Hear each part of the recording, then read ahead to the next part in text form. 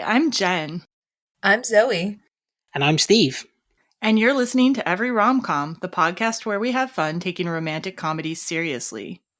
This week on Every Rom Com, we're continuing the time travel and time loop series with a look at the movie that put time loops on the map. We'll talk about the careers of the movie's little-known original screenwriter, its well-known co-writer and director, and its female lead.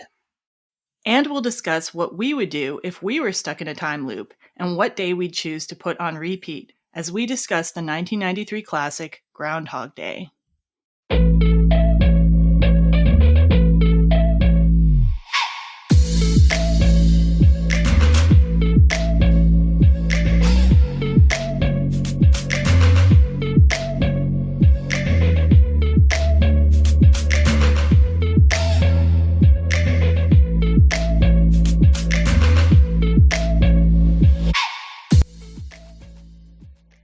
Hello, Zoe. Hi, Jen. It has been a really long time, I feel like. Maybe it hasn't been a really long time, but it feels like it's been a long time since I recorded with you, so I'm really glad to have you back here. It's good. Maybe we're in some kind of time loop. I don't know. Oh, how so? I mean, we don't know if it's been a really long time or not a long time. I couldn't tell you either. Yeah. It's been a summer, at least. Yeah. I think the last time we were talking, though, was probably about a Gen X movie. And before we introduce our guest today, I was wondering, is there anything new going on with Monadnock Underground right now? Oh my gosh. Last night I got home from the night market, which was this awesome, our little town closed off the whole downtown area for shopping and music and food trucks and stuff. But this year, Go Monadnock, which is the other half of my Monadnock Underground media. Go Monadnock is the local focus. Monadnock Underground is the literary focus. But Go Monadnock had a whole stage, a whole second stage of our own. We wrote a little play.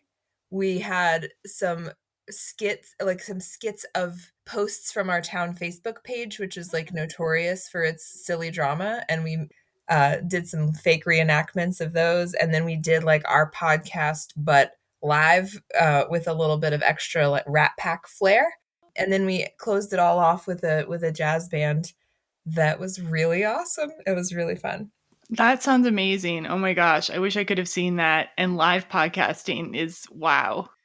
We're also a tiny publishing house. We put out a self-healing workbook, and we're about to come out with a novel, an 80s road novel. That's on monadnockunderground.com. You can find all that. Yeah, I'm going to put Zoe's information in the show notes.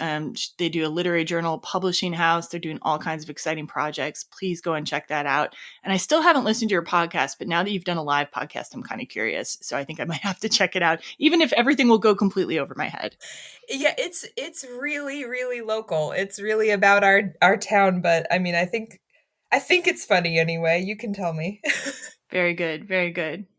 So I'm also I'm excited to have Zoe on today, and I'm also very excited to introduce our guest today, who is a fellow film podcaster who's joining us all the way from England, Steve Doyle, the creator and host of the show For Me, These Films Are the Juice. So Steve and I share a love of film and a love of some of the same directors, including Quentin Tarantino. And I can't quite remember how I met him on Twitter, but I know that when I checked out his show, I was really impressed by the knowledge that he brought to each episode, as well as his passion for film. So I'm really looking forward to his thoughts today on Groundhog Day. And I'm also looking forward, and I think we're still doing this, to appearing on his podcast later this fall to discuss the Francis Ford Coppola horror romance Bram Stoker's Dracula. So Steve, welcome to Every Rom Com. We're so glad to have you. Jen, thank you so much. What a lovely introduction. Got a lot to live up to now. Pressure's on. But no, thank you so much. And yes, definitely, as long as you're still free, I'd love to have you on to talk about Bram Stoker's Dracula in time for Halloween. Yes. An all-time favorite.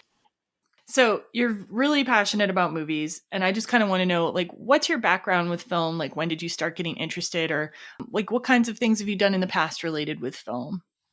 So I studied film studies at A level, which is basically your senior year in high school, I suppose, just before college. So yeah, I studied it. I studied film studies there. We covered quite a lot of kind of classic films. We did The Wizard of Oz and Citizen Kane, and then kind of more kind of up to date films. So that gave me a good kind of way of thinking of films in more of an analytical way rather than kind of just enjoying them, maybe taking out the themes and things from them.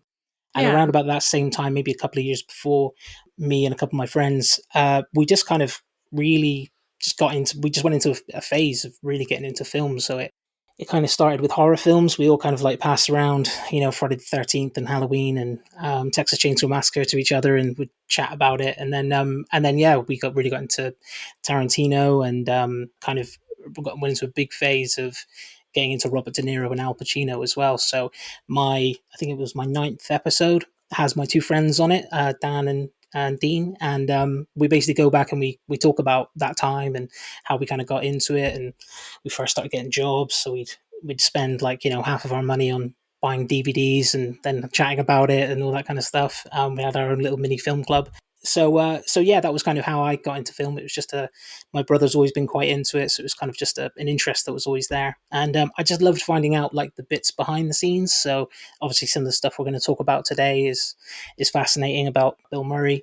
So I love finding out that stuff as well as kind of enjoying and appreciating the films themselves as well. So just something I had just a strong interest in, and it kind of waned for a bit. I got into work, got married, had a couple of kids and stuff. But just recently, I've been able to kind of find a bit more time to kind of get back into it. So just recently, I've watched Cool Hand Luke Network.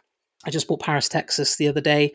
So yeah, there's a few I'm just going to try and that I kind of missed when I was growing up. That I'm going to try and get back into as well. So, Steve, what's been your favorite episode of your show so far?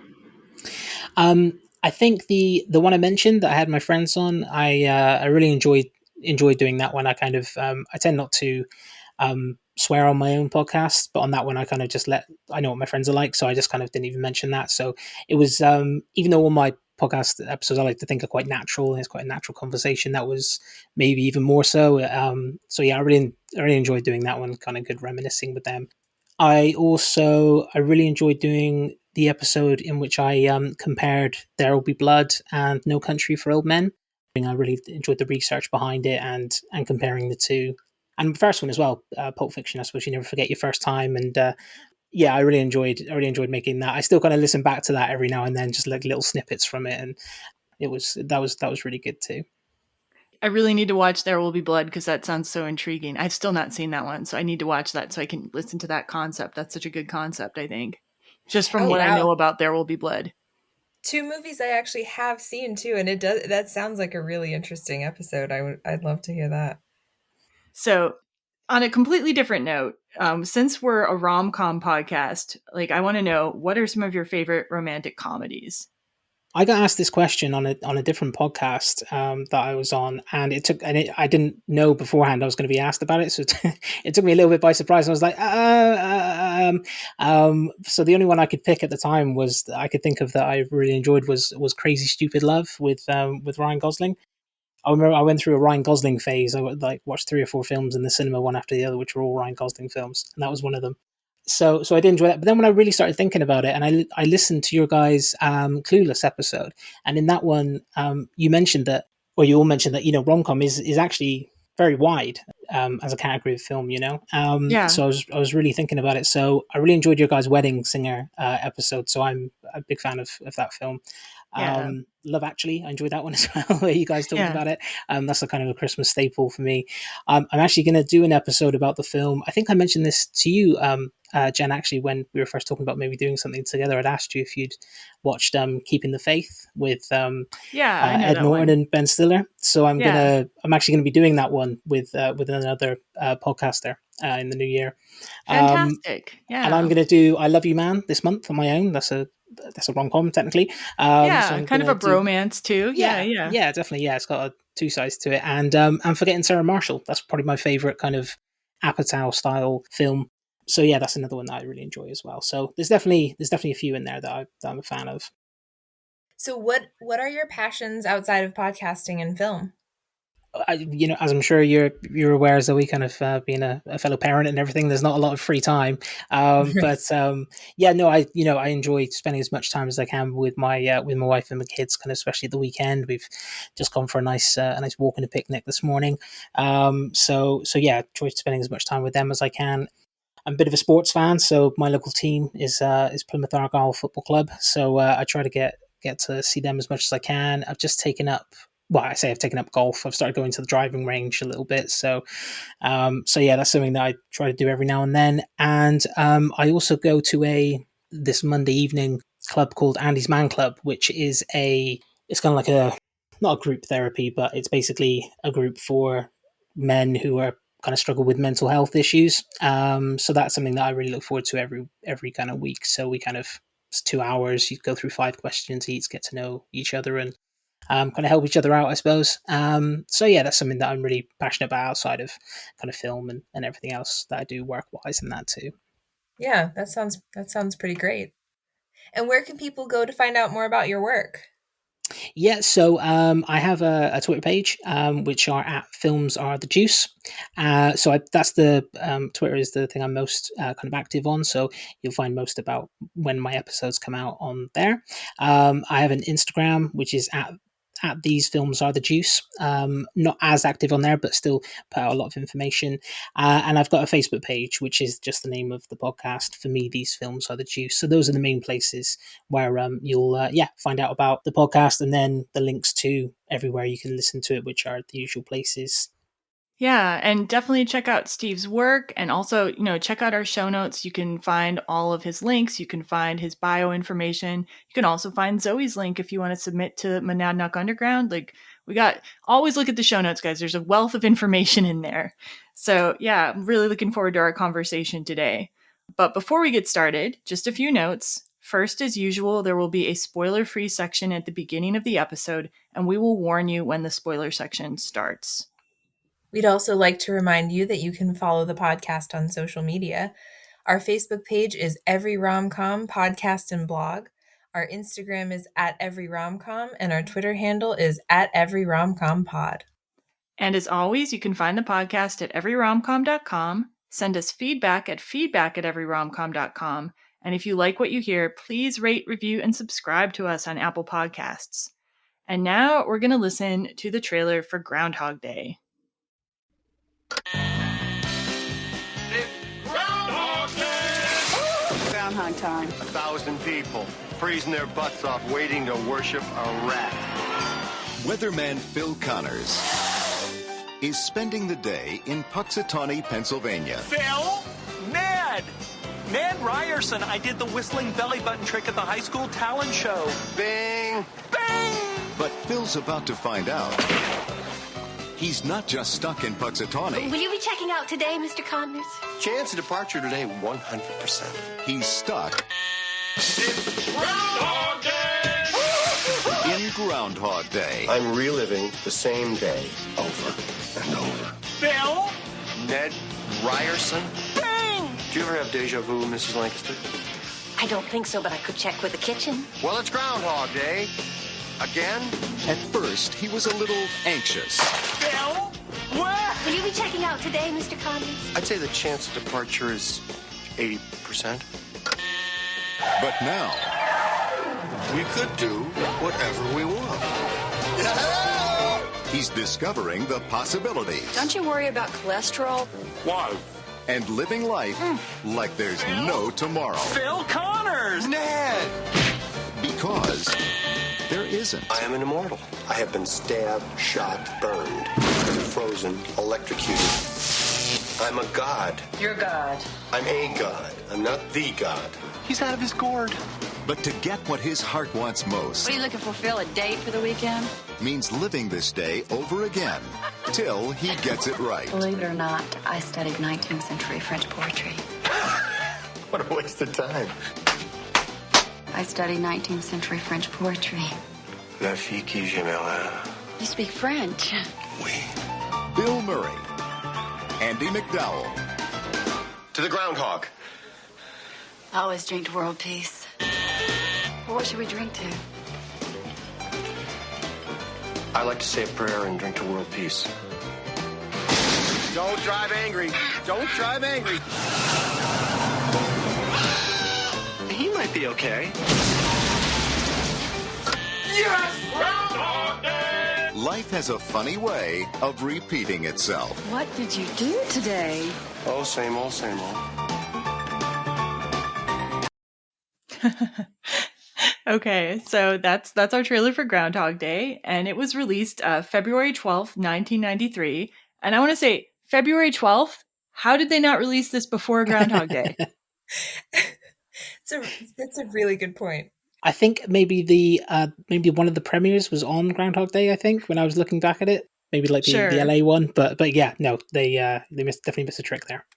Yeah, I just feel like you could have put the wide release so that, like, yeah, people could have seen. Well, whatever. It Yeah. worked anyway. It worked. So, Groundhog Day is directed by Harold Ramis. It was written by Danny Rubin and Harold Ramis, and it stars Bill Murray, Andy McDowell, and Chris Elliott. And so the basic premise of the movie is that Phil Connors is a self-absorbed TV weatherman sent to report on the annual Groundhog Day festivities in Punxsutawney, Pennsylvania, with his producer Rita and cameraman Larry. So they're forced to stay in Punxsutawney a second night by a blizzard, and Phil wakes up the next morning to discover that he's stuck in a time loop and it's Groundhog Day again. So as the movie continues, he begins living the same day over and over, and eventually decides to use the time loop to learn about Rita and pursue her romantically. So there are so many interesting facts about this movie that I've dispersed them actually throughout the entire outline. But even this beginning point, there's just so much to know. So as we know, Groundhog Day has become the classic of the time loop genre, but it was not the first time loop story. So there are a couple previous time loop stories, most notably the 1973 Richard A. Lupoff short story 1201, and Lupoff actually considered but never filed a lawsuit against the Groundhog Day producers. There was also, though, an even earlier time loop story that I only discovered researching this episode, a 1965 Japanese novel called The Girl Who Leapt Through Time by Yasutaka Tsutsui. There was also a TV episode, season 5, episode 18 of Star Trek The Next Generation, Cause and Effect, that had a time loop. And there were 2 movies made of Lupoff's 1201, a short film that was released in 1990, and a TV movie that was also released in 1993, but after Groundhog Day. But Groundhog Day's screenwriter, the original one, Danny Rubin, hadn't read or watched these stories and came up with the idea on his own. And according to E.T. Canada, one of his actual inspirations for Groundhog Day was Anne Rice's Interview with the Vampire, which made Rubin think about what it would be like to live forever. And that's so funny to me because, like, actually, when he goes through his existential angst kind of phase in the movie, I did think a little bit about Louis from Interview with the Vampire. So the influence was there for me. And then Rubin purposely set the story on Groundhog Day so that it might catch on as a holiday movie to play every year. So smart thinking there. Definitely, yeah. That's so funny. He's like scanning the calendar, like which holiday is underrepresented in film, and like picks Groundhog Day. Yeah, it's good thinking. We need an Arbor Day movie, clearly. I don't know. There's probably some other obscure holidays we haven't hit yet. I think Arbor Day would be like a horror movie about trees in some way, but I don't really understand. Yeah. So Rubin wrote the first draft of the script in 4 days, which blows my mind, to be honest. Like, I'm not a fast writer like that. Like, does that impress you guys or? Yeah, Gotcha. Definitely. I'm a terribly slow writer. Yeah, it's amazing. Did you read that he started the film kind of about quarter of the way through in his script as well? His script started with, I think, the first day that Bill Murray was in the time loop. Yeah, so that's how the actual script kicked off. Yeah. Yeah, I read about that too. And then Ramis told him that he wasn't going to change it, but but then he did. Yeah, that actually brings us to the next thing, where Rubin wrote the first draft, but then Ramis and Bill Murray worked with him on subsequent drafts. Mm-hmm. And apparently Ramis and Murray had like very different visions. Like Slash Film said, while Ramis was hoping for Groundhog Day to be funny, warm, and romantic, Murray felt it needed to be somewhat chilly with a focus on existential crisis. So, yeah, and then as you mentioned, there was a big change made where Rubin originally began in the middle of the story, and you never saw when he discovered he was in the time loop. And I think Ramis was right to make that change. Like, what do you think?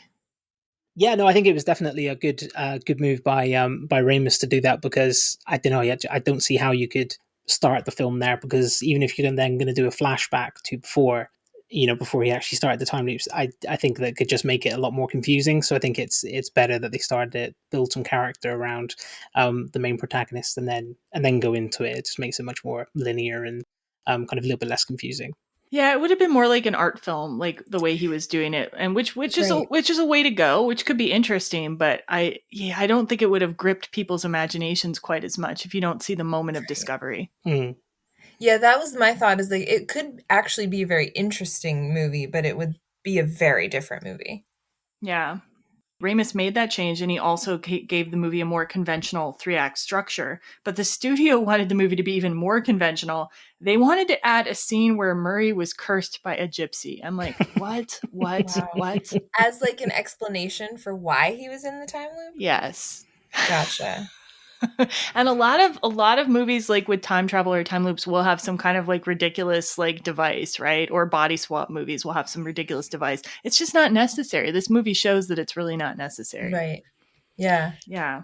I also heard again, this was on the Rewatchables episode that they did of the Groundhog Day. They I don't know where they got this from, but like an early draft or maybe something that was considered was Bill Murray somehow jumping into the groundhogs. You know, it comes out of that little tree trunk or whatever, jumping in there and having some kind of fight with the groundhog instead of the car chase scene that they had. So yeah, they definitely went through some wacky ideas, obviously. I would say. Yeah, and then I thought you Groundhog. were going to say go like ahead. was going to do a body swap with the groundhog, and that was. I want that movie. That's the sequel we're waiting for.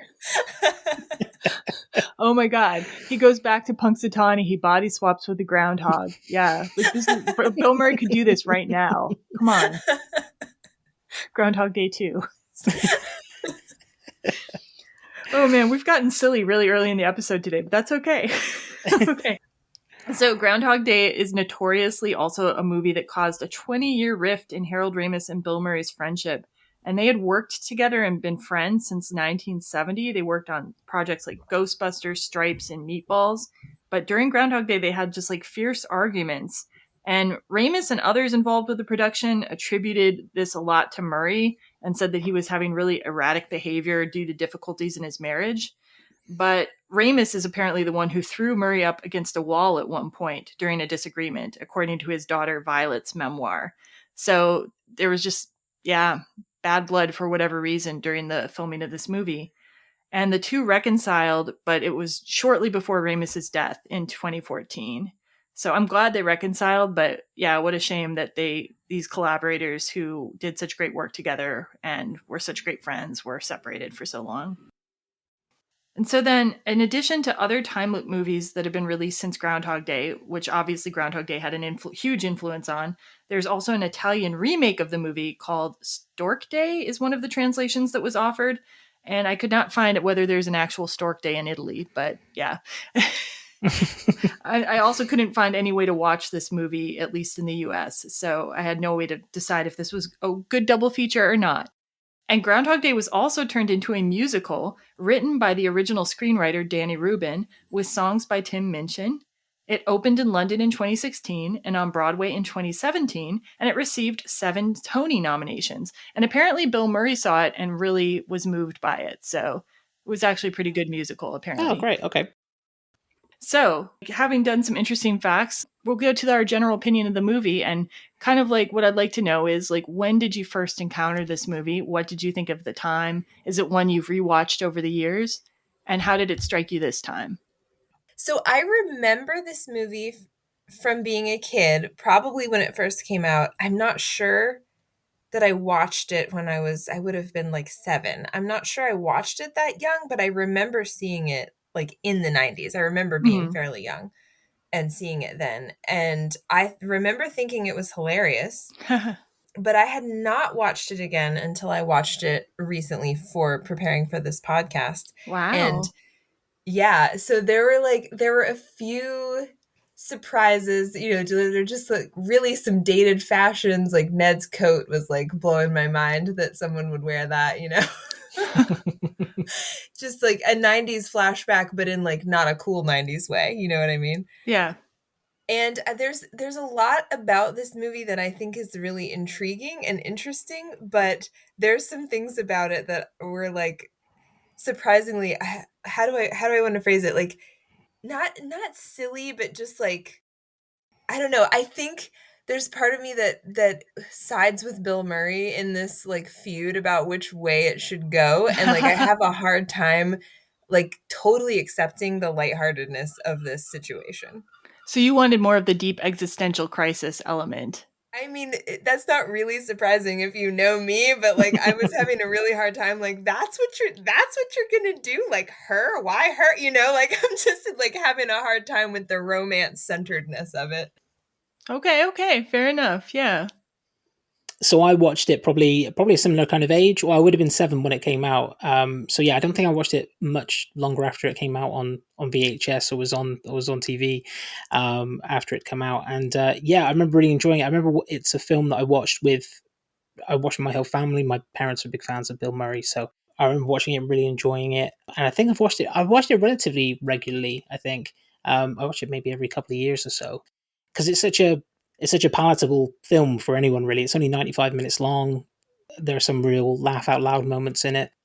I think the one thing I took from it this time is it is heavily reliant obviously on Bill Murray. He's almost in every scene, and it's I would argue maybe it's his best performance possibly because it just has that real balance between Bill Murray the sardonic, sarcastic, funny guy, and Bill Murray the the very good actor.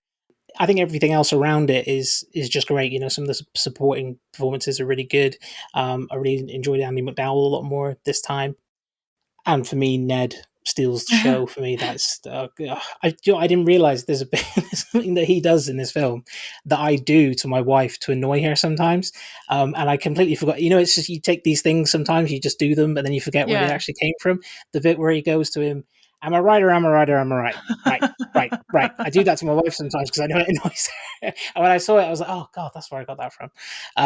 So yeah, no, I really enjoyed it. Yeah, some bits I think we'll get into something in it that's a little bit obviously not brilliant to look at these days, but it's kind of similar in that kind of this kind of style of film. I think with time loops, it's certain things are taken advantage of, obviously mainly by male characters. But yeah, we'll get into that later. But generally, yeah, I really enjoyed it, and yeah, still find it as funny as I did when I was younger, I think. Yeah, and I think I have like sort of like similarities with both of you on some of these things. I watched it probably when it came out on video. I don't think I saw it in the theater, but once we had it on video, and I think we might have even like bought a tape of it or taped it off the TV. This is one that my brother and I watched a lot together. And of course, my brother and I watched a lot of TV in general. So this could be said of Bill and Ted's Excellent Adventure, the Star Wars trilogy, Indiana Jones. But this was in our rotation of our regular movies. And so I know the movie deeply. It was one of those I almost wouldn't have had to have rewatched, but I've also watched it like every few years, like you said, Steve. And then I've watched it like several times preparing for this episode. And for me, I think I underestimated how well made it was because, as you say, it's so palatable. And that's something that Roger Ebert said too. Like he wrote 2 different reviews of Groundhog Day. When it first came out, he only gave it 3 stars. And then later he wrote a 4-star review of it, saying that the movie went down kind of so seamlessly that he had underestimated its quality.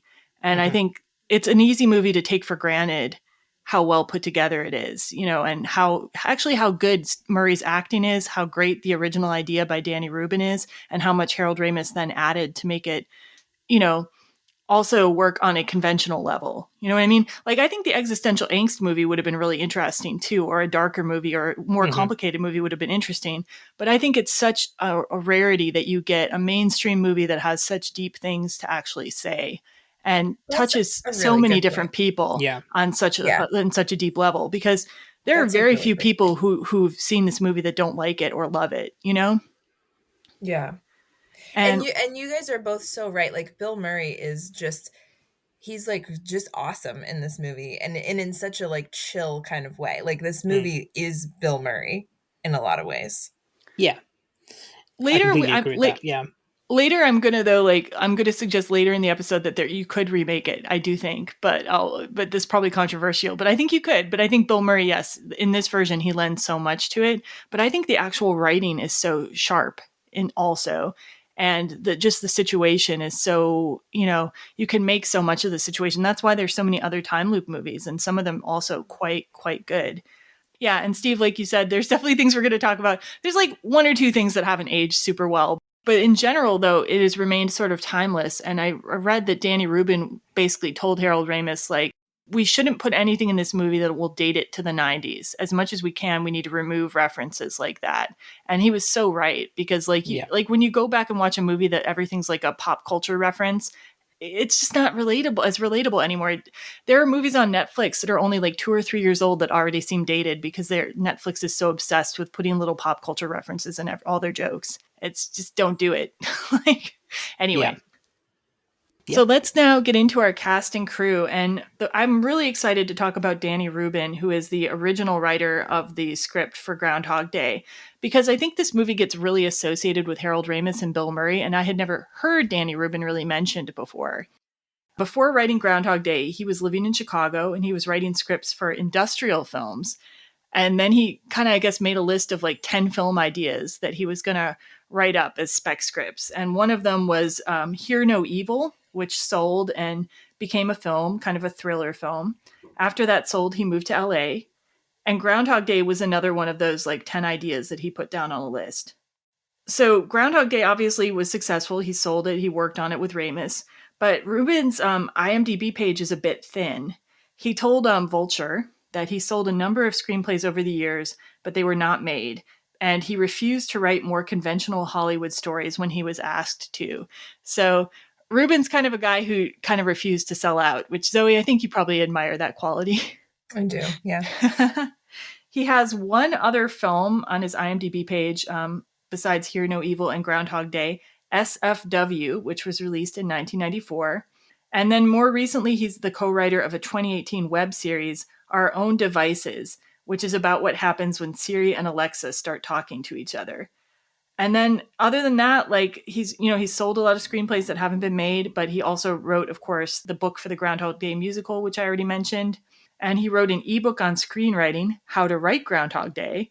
And then other than that, he's kept busy. He taught screenwriting at Harvard from 2008 to 2013. And he also has a blog, which seems a little bit dead lately, but it's called Blogus Groundhogus. I'll put a link to that in the show notes in case you want to see his deep thoughts on Groundhog Day or his answering fan questions.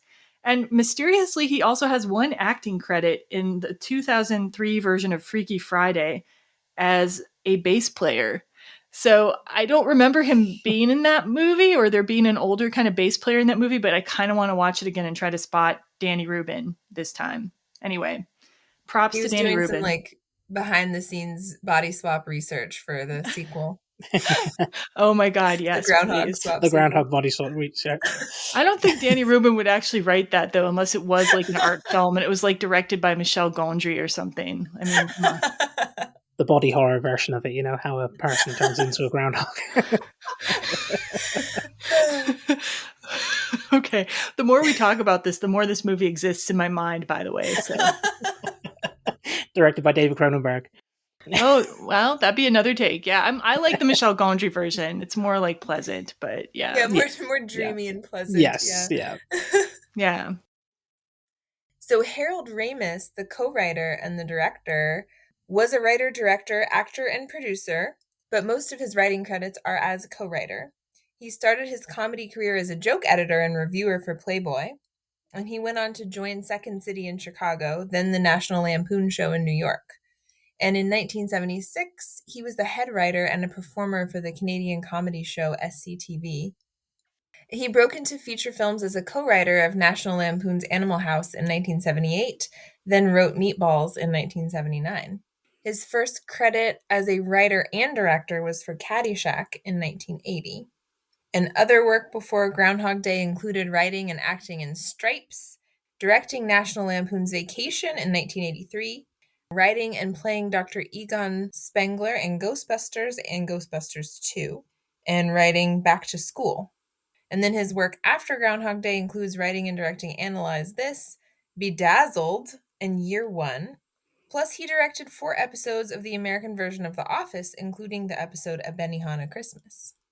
He also has 16 producer credits, including one for Groundhog Day, and his other acting work since Groundhog Day includes appearances in As Good as It Gets, Knocked Up, and Year One. And Harold Ramis died in 2014 at age 69. All right, so then Bill Murray, we previously covered Bill Murray's career in our Lost in Translation episode, episode 13. So check out that episode if you want a more in-depth look at Bill Murray. And we have like the show notes tell you when the cast and crew section begins, so you can only listen to that part if you want to. But that said, since that episode, Murray has appeared in 2021's The French Dispatch and Ghostbusters Afterlife, as well as a TV miniseries called The Now.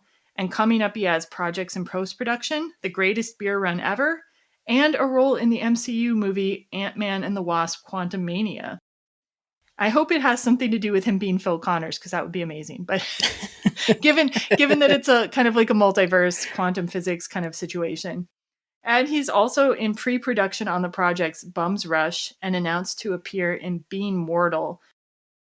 So Andie MacDowell, she actually grew up, or she was born anyway, about half an hour from where I grew up. And I love seeing an actor with a Southern accent where it's just like, it's not part of their like hokey down home shtick. It's like she just has an accent. That's who she is. That's so refreshing to me because that's how some people talk in this country, you know? Yeah. But she began her career as a model, including work for Vogue, Yves Saint Laurent, and Calvin Klein. Her first film role was playing Jane in 1984's Greystoke, The Legend of Tarzan, Lord of the Apes. She followed that up with a supporting role in St. Elmo's Fire, but her breakout role was in Steven Soderbergh's Sex, Lies, and Videotape in 1989. Other movies before Groundhog Day included Green Card and Hudson Hawk. Her roles after Groundhog Day included Shortcuts, Four Weddings and a Funeral, Multiplicity, The End of Violence, the horror movie Ready or Not, and many smaller independent movies. She also starred in the Hallmark TV series Cedar Cove from 2013 to 2015, and a variety of TV movies, including playing the mom in The Beach House and the gay Christmas rom-com Dashing in December. Recently, she appeared in the 2021 miniseries Made along with her daughter, actress Margaret Qualley, and the Netflix movie Along for the Ride. And coming up, she has 3 movies in post-production: The Other Zoe, besides me, of course, Red Right Hand, and My Happy Ending, and she's in pre-production on a new Hallmark TV series, The Way Home. Other actors in the movie include Chris Elliott as Larry the cameraman, Stephen Tobolowsky as Ned Ryerson, and this is interesting, I did not realize this, one of Bill Murray's older brothers, Brian Doyle Murray, plays Buster, one of the town's Groundhog Day officials. Did you guys know that that was his brother? I did, yeah. Okay, cool. He's appeared in a couple of his films, in kind of small parts. He plays his dad in Scrooged when he goes back to kind of Christmas Past. I'm sure he's been in a couple of others. He was in not a Bill Murray film, but I think he was in the first Wayne's World or the second Wayne's World, I think, as well. But yeah, no, I did know that was his brother. Yeah. Yeah, I just didn't know. I when I put it together, I was like, oh, okay, yeah, I can see the resemblance. But yeah, that's awesome. So before the time loop in Groundhog Day, we have a pretty standard setup that almost didn't happen in Danny Rubin's original script. We are introduced to the basic scenario and characters of this movie. We have Bill Murray playing Phil Connors, a sort of comic weatherman who's just kind of a jerk off screen. We have Rita, Andie MacDowell's character, as a kind and kind of enthusiastic producer.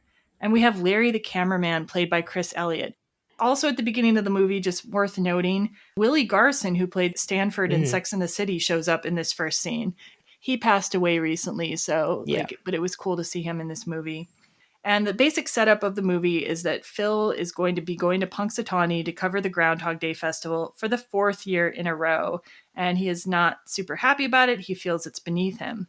And at the same time, you're sort of introduced to the idea that Phil might be interested in Rita. He's kind of hitting on her, but like honestly, from a 2022 perspective, even from a 1990s perspective, he's kind of sexually harassing her at the same time. And yeah, and then we're also introduced when they get there to the quaint small town of Punxsutawney. So yeah, anybody want to say anything about the very opening? Apparently the song "I'll Be Your Weatherman" was written by Harold Ramis. I found out. Yeah. Very 90s. I quite enjoyed it, but it's very. Wonder if that made it into the musical. Oh, yeah, I don't know. Yeah, I don't know. But yeah, I think it sets. I think the opening of it is really good. It's very. When I rewatched it again, I was kind of like, wow, it really kicks into the time loop quite quickly. So I think they pack a lot into that. that first 10 minutes or so, I think. Yeah. No, I think it's good. Yeah, Harold Ramis really what he added to it was like a really deep understanding of like how conventional 3-act structure movies are made, which if you want your movie to be successful, most of the time you need to have some of that in your movie. Not all of the time, but most of the time you need to kind of pack some of that in. So one thing that I found super interesting, I'm like really interested in this because this is close to me, my house. Punxsutawney in the movie is not actually in Pennsylvania, and it's not in Hollywood either. Punxsutawney in the movie, the location they filmed in was actually in Woodstock, Illinois, which is like so close to my hometown and still close to me now. And I really want to visit it now because it's not just like I could see the town where Groundhog Day is filmed. Woodstock, Illinois now has an actual Groundhog Days celebration. So not just one day, a several day celebration. And so, sorry, I'm getting ahead of myself. First, I want to mention that they chose Woodstock, Illinois, not because of its nice weather, certainly, because it was like cold the entire shoot, but because Punxsutawney itself doesn't have like really a town center. Their Groundhog Day takes place outside of town. But Woodstock, Illinois has this like charming town center that was big enough for them to set up this like kind of groundhog pavilion. So Woodstock, Illinois now, though, has something called Groundhog Days. And they have a Groundhog Day prediction ceremony featuring Woodstock Willie. But they've also got so much more. Yeah, there's a lot of different groundhogs in the United States with charming names. The 2023 festival is set to run from Wednesday, February 1st through Sunday, February 5th.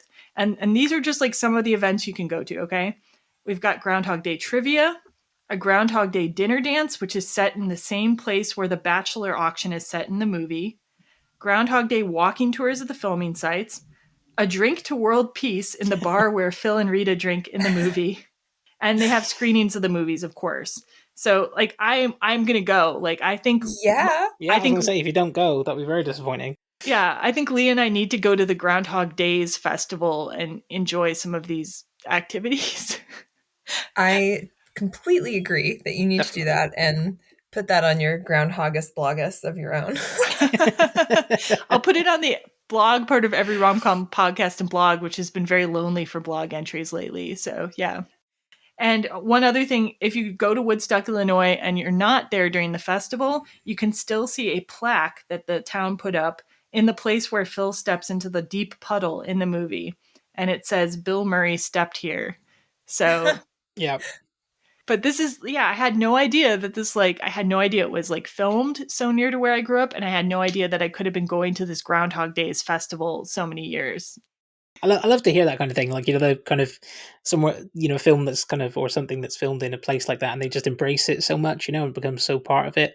Like New Zealand, or the places in New Zealand where the Lord of the Rings films were filmed, and they kind of make a whole tour of it now and everything, and it's such a big world. It's I think that's amazing, Yeah, and I like visiting places that represent movies that meant a lot to me. Like, we went to the Field of Dreams in Dyersville, Iowa, actually, when I was growing up too. So, oh, great, cool. So Bill Murray's character wakes up on Groundhog Day when his alarm clock turns to 6 a.m. and "I Got You, Babe" from Sonny and Cher plays on the radio. Yeah, and Sonny and Cher, the "I Got You, Babe" song, it was in the original spec script. So this is the song that Danny Rubin envisioned being in this script. Because, like, I feel like Danny Rubin was trying to think of, like, the song that would play in hell or something. Sorry, Sonny and Cher. So then there's some radio DJ banter. They're predicting a blizzard, which Phil has already said would miss the area. Then there's this series of regular events, which end up becoming, like, the time loop landmarks. So Phil goes out into the hallway and has a conversation with a guy who starts off, "You have to see the groundhog." Then he runs into Mrs. Lancaster, the innkeeper, who's never heard of espresso or cappuccino and is like trying to make this small talk with him. And when he leaves, he's like, "Chance of departure today, 100%. He's ready to get out of there. Yeah. Then he walks down the sidewalk where he encounters a homeless panhandler. And then Ned Ryerson of the amazing coat, played by Stephen Tobolowsky, and the puddle. Stephen Tobolowsky, like, he's like the landmark of landmarks because he's the one that not only like Phil has the biggest interaction with, like, in the most hilarious changes to their dialogue. He's just like a lot of what most people remember about this movie. I feel like he almost steals the show in some ways. Yeah. He's just like the ultimate annoying guy that like you could imagine meeting, like this guy from your past who's like, do you remember me? Do you remember me from high school? And also trying to sell you insurance at the same time. And Stephen Tobolowsky just kills it. I can't even imitate him. Maybe you can imitate him, Steve. You said you could. Well, I just wanted to say first of all that I always love hearing about kind of actors playing smaller parts in films and just trying to make the absolute best out of what they've got, even when it's like quite a small part. And obviously that takes the star of the film and the director of the film to be right behind them and support them in what they do. And I did see a bit of an interview on YouTube with Stephen Tobolowsky, and he just said that when he went into audition, he said to Harold Ramis, he's like, look, I'm kind of going to go a bit far out on this one. I've been practicing it, and this is the idea of he just started coming out with all these noises like bang, all that kind of thing. And yeah, so I just love it when that kind of thing happens. But yeah, Stephen Tobolowsky, I think he's Ned is absolutely amazing, and that line, ho ho ho, watch out for that first step, it's a doozy, something around like that. Yeah, no, that's pretty good. Yeah, that's like he says that when Phil steps right into a puddle trying to run away from Ned. Yeah. Oh man.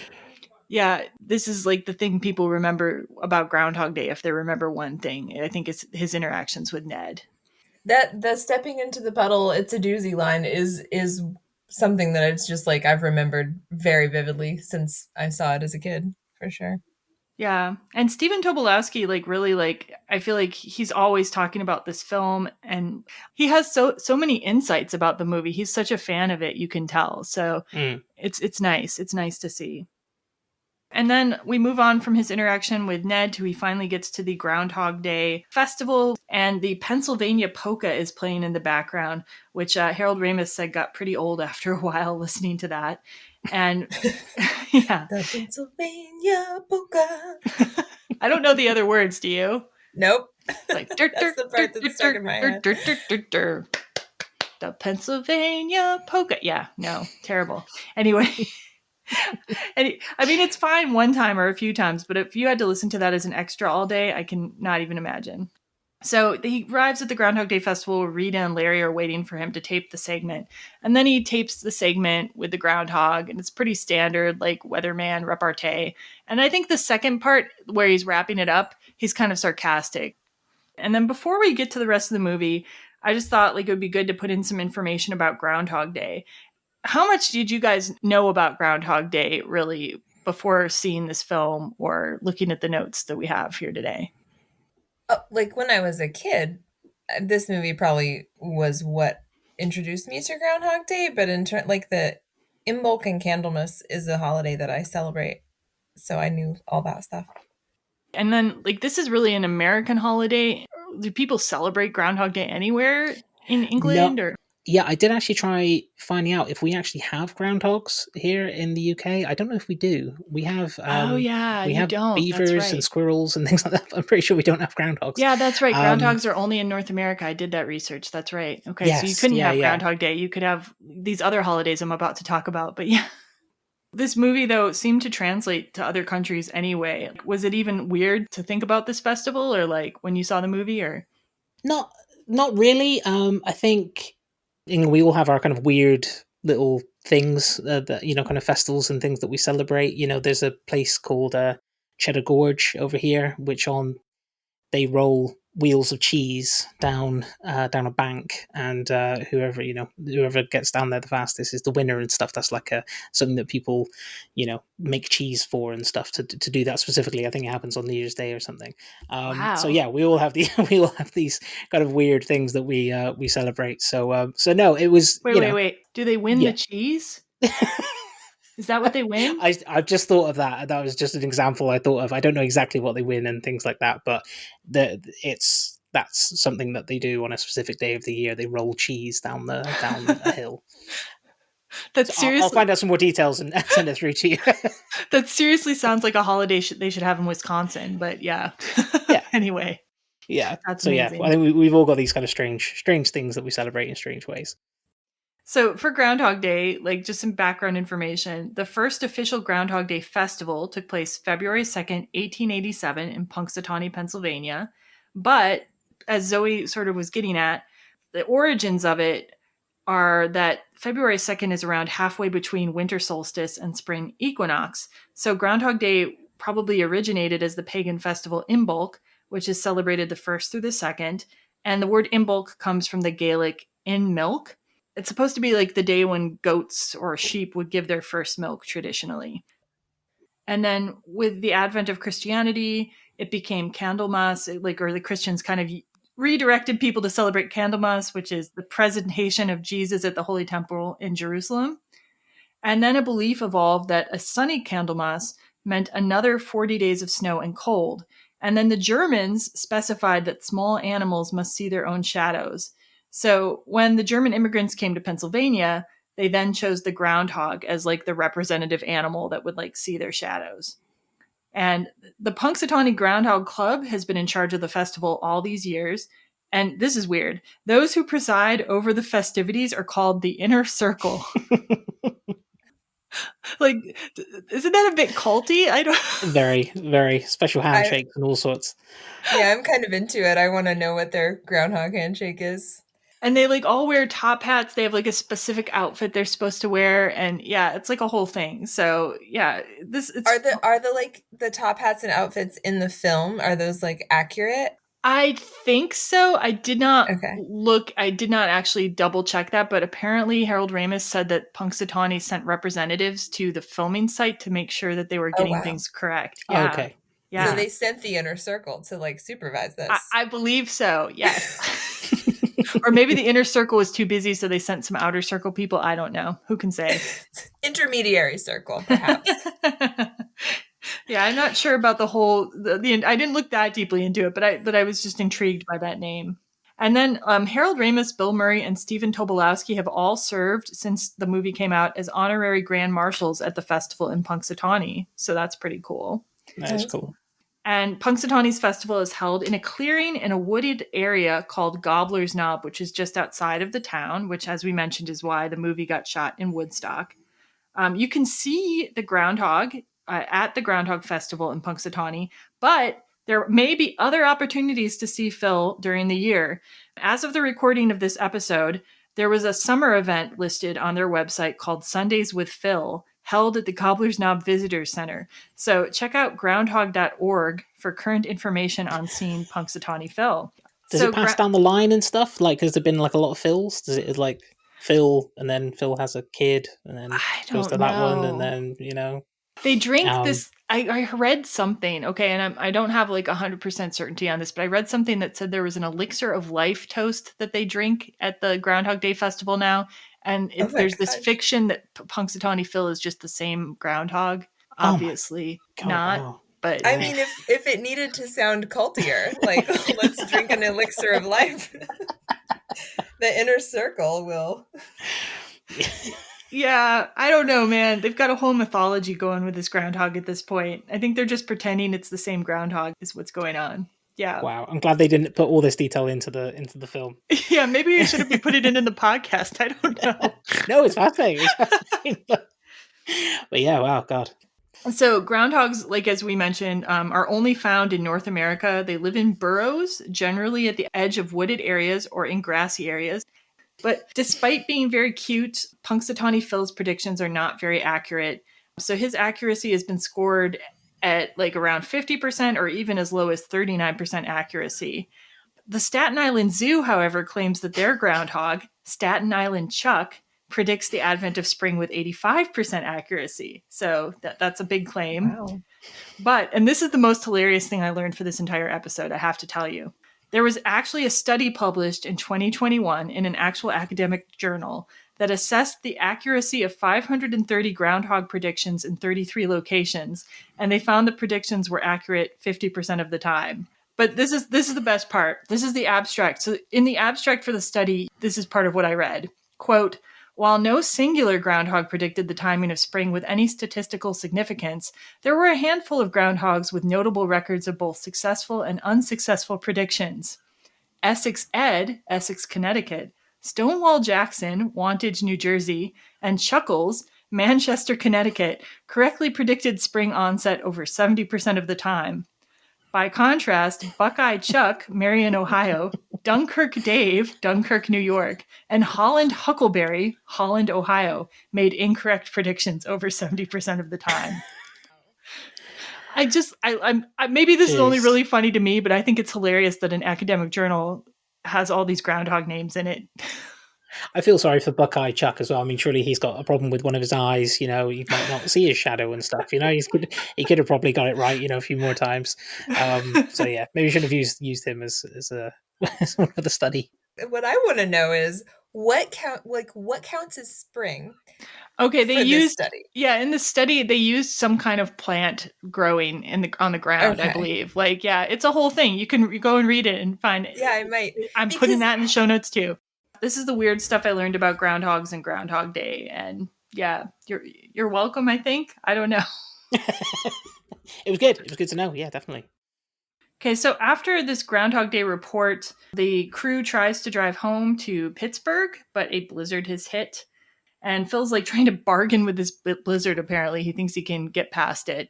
Okay, this is so funny to me, though, because I have never heard of, like, I mean, Pennsylvania's pretty far north, but even in the South where I grew up, like, no cop would just be like, we're closing the roads because the blizzard is coming. Like, that's just so silly. I don't know. Maybe. I could see it. You don't think they have snowplows in Pennsylvania? Maybe the blizzard's bad enough they don't have enough snowplows. Okay, well, we can talk about that at the ending, because at the ending scene, we see how bad the blizzard was, and that also cracks me up. Fair enough. So when they fail to drive home, Rita and Larry try to invite Phil out to go get dinner, but he refuses. He's kind of a curmudgeon, and he just goes to bed after having a terribly unsatisfying cold shower. So now we get to loop 1. It's 6 a.m. again. I Got You Babe is on the radio again. At first, Phil just assumes that they're playing yesterday's tape. Then he looks out the window and he's a little puzzled because there's no blizzard, but he's still kind of just like, well, whatever. And then he gets to the hallway guy and he gets a little crazy right away. The hallway guy's like, you go off to see the groundhog, and Phil like shoves him against the wall and like demands to know what's going on. I did notice, I felt like Phil caught on to it like super quickly, like maybe more quickly than I would have. Yeah. You know, I think I would have just been a little more confused for a little longer. I agree. I think it's probably to do with economy of filmmaking and trying to get into the plot. Yeah. Oh, yeah. Yeah. For sure. And he gets down to Mrs. Lancaster and he asks Mrs. Lancaster, do you ever have deja vu? And she says, I don't think so, but I can check with the kitchen. And then as he's leaving, she says, do you think you'll be staying today or another day? And he says, chance of departure, 80%, 75, 80. Which is interesting because he's already like assuming that he's stuck in this, even though it's the first day, right? Yeah. It really would throw you for a loop. I get to no sort of pun intended there. The deja vu thing, I think it's, you know, obviously everyone gets it, but it's like, what, a split second or something. If you're reliving a whole morning, you're just like, oh, this must be deja vu because there's no other way to explain what's happening to me here. So it's, yeah, just you wouldn't know, is this going to happen again? And was something wrong with me? So yeah, I think he's just trying to get his head around it as best he can. And then we see Ned Ryerson again. I think he actually, doesn't he just like kind of test him and like he kind of like predicts what Ned's going to say more or less? Yeah, it's the one with the Bings. There's more Bings in this one because Yeah. he's like, yeah, says his name and Yeah. he works insurance and stuff. Yeah, so. And then we get to the report. Phil does his like little report and he's like, well, it's Groundhog Day again. And I love that particular thing has been memed so much. Like I remember at the beginning of the pandemic, I think it said like, well, it's quarantine day again. I do feel like 2020 time got broken, and maybe we're not in a repeating loop, but I still don't feel like I have the correct sense of time. Yeah. And I think that was when it changed for me. It's just things are just off kilter since then. I really agree. Like everything feels like it's taking longer or shorter, mostly longer. It's weird. Like I referred to something as back in the day on one of our last episodes that was 3 years ago. Right. Yeah. That was back in the day. Yeah. I know what you mean. Yeah, it does feel like that kind of just that portion of life has just kind of been pulled out, doesn't it? You know what I mean? Out of everybody's timeline, it's kind of like it was just held there for, a year or whatever. Yeah, this movie's kind of become very resonant for our current moment, I feel like. So Phil, while he's doing the report for Groundhog Day, becomes increasingly unsettled, and he doesn't end up doing the end report, and he just kind of drops the mic and leaves. And then we catch up with him at the end of his night, where he breaks a pencil and sets it on the clock, and he's kind of doing a test, which is quite clever. And so we wake up loop 2, pencil is intact, Phil is really freaked out, and this time he rushes past every one of his little time markers to talk to Rita, and doesn't do the report. And they're at the Tip Top Cafe, and he goes to Rita, I'm reliving the same day over and over. So I was thinking about this. Like, Phil does not have enough credit with anyone to be believed telling them this. Do you guys think there's anyone in your life that if you told them you're reliving the same day over and over, they would believe you? I want to say yes. I feel like I'm a trustworthy person, and I can think of a few people that I would go to with this who would at least, listen to me, but that's a hard one to imagine, Yeah, I'm kind of the same. I can't think of anyone off the top of my head who I think would believe it. I've got a couple of friends who are quite open-minded about things, so maybe. But yeah, it'd be a hard sell, I think, to try and explain it and get someone to believe you. Yeah, I think my brother's quite into New Age mystical stuff, so I'm pretty sure he would believe me. But even Lee, like, I kind of posed this question to him, and he's like, well, I think I might try to see if you could get like some help from like a psychologist first or something. I'm like, well, okay, fair enough. Like he trusts me, but like at the same time, this is just like such a huge idea to wrap around. You know what I'm saying? Mm-hmm. And like, sure enough, Phil does end up getting sent to see a neurologist played by Harold Ramis, and then to see a psychiatrist. And I love the psychiatrist interaction. The guy, first of all, he can't deal with him because he hasn't got any sort of more complex patients. But then when he's like, we should meet again. How's tomorrow for you? Where I just starts punching the pillow on his face. Yes. The amazing thing is that he got both of those appointments within a day. Like, holy moly. What kind of healthcare system does Punxsutawney have? It's impressive. Surely that must be a holiday day as well. Surely they wouldn't be working. No, people would still work on Groundhog Day, probably. You might ask for it off special if you wanted to attend it. But yeah, Americans are very stingy with our holidays. Very stingy. Of course you are. Yes. Only the inner circle would probably even bother asking. It's not really a take the day off holiday in my mind. Then I love this interaction. So he goes out with these guys who he called morons earlier in the day to the bowling alley. And he's reminiscing about a day he had in the Virgin Islands where he met a girl and had sex and said, why couldn't I get that day? And then this line, this is the most for me, this is my favorite thing in the whole movie. Phil goes to the guys, what would you do if you were stuck in one place and every day was exactly the same and nothing that you did mattered? And then this guy is playing one of these like kind of local dudes. He's like, that about sums it up for me.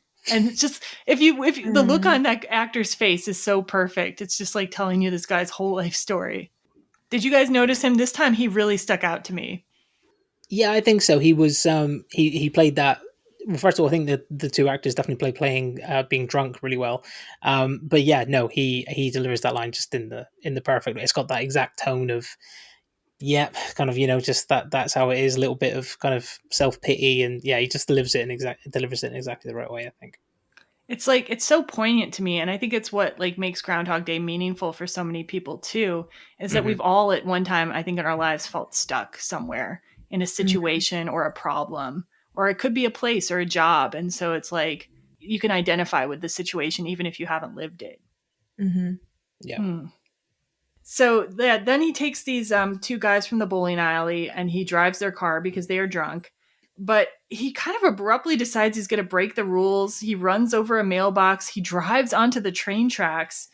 And they don't get killed, thank goodness, but he ends up in jail. Like, I feel like he really, like Zoe, like you said, he catches on very quick. And I also feel like he like goes crazy really quick too. He just like starts acting erratically very quickly. Unless this is supposed to be more loops. No, this is definitely loop 2. Yeah. Well, I mean, is it like, is it definitely loop 2? Because Yeah, because he broke the pencil the night before, and then the pencil's intact, and that was loop 1 where he broke the pencil. So I think it's heavily implied to be loop 2 for sure. Oh, Yeah. I think that it maybe it doesn't have to be though. Like there. Oh, okay. You know? I guess he could have transferred to the bowling alley a different day. You're right. Right. You know, Okay. That is what I was thinking when I was watching it, is that maybe there had been some more loops. Yeah, you're right. You're right. It's certainly possible in my mind.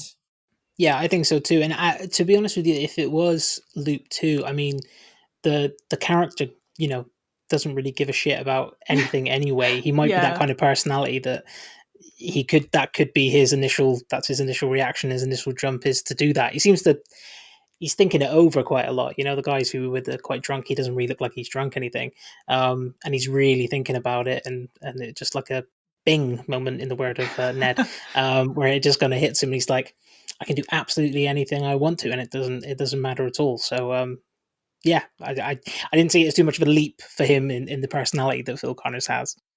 That's a good point too. Yeah. Having it happen twice though just seems like not enough for me to be convinced that this is my permanent state yet. True. Yeah. Yeah. What would it take for you, do you think? Like a couple of weeks. Okay. I'm gonna guess. I think it would be a very long time before I would consider risking anyone's life. I think that's like for me. Like certain things, sure, but like risking someone's life by driving on train tracks, I don't know. No, I agree. I agree with that. Yeah, I'm not saying that once I was convinced I was stuck. That doesn't mean I would immediately jump to that kind of action either.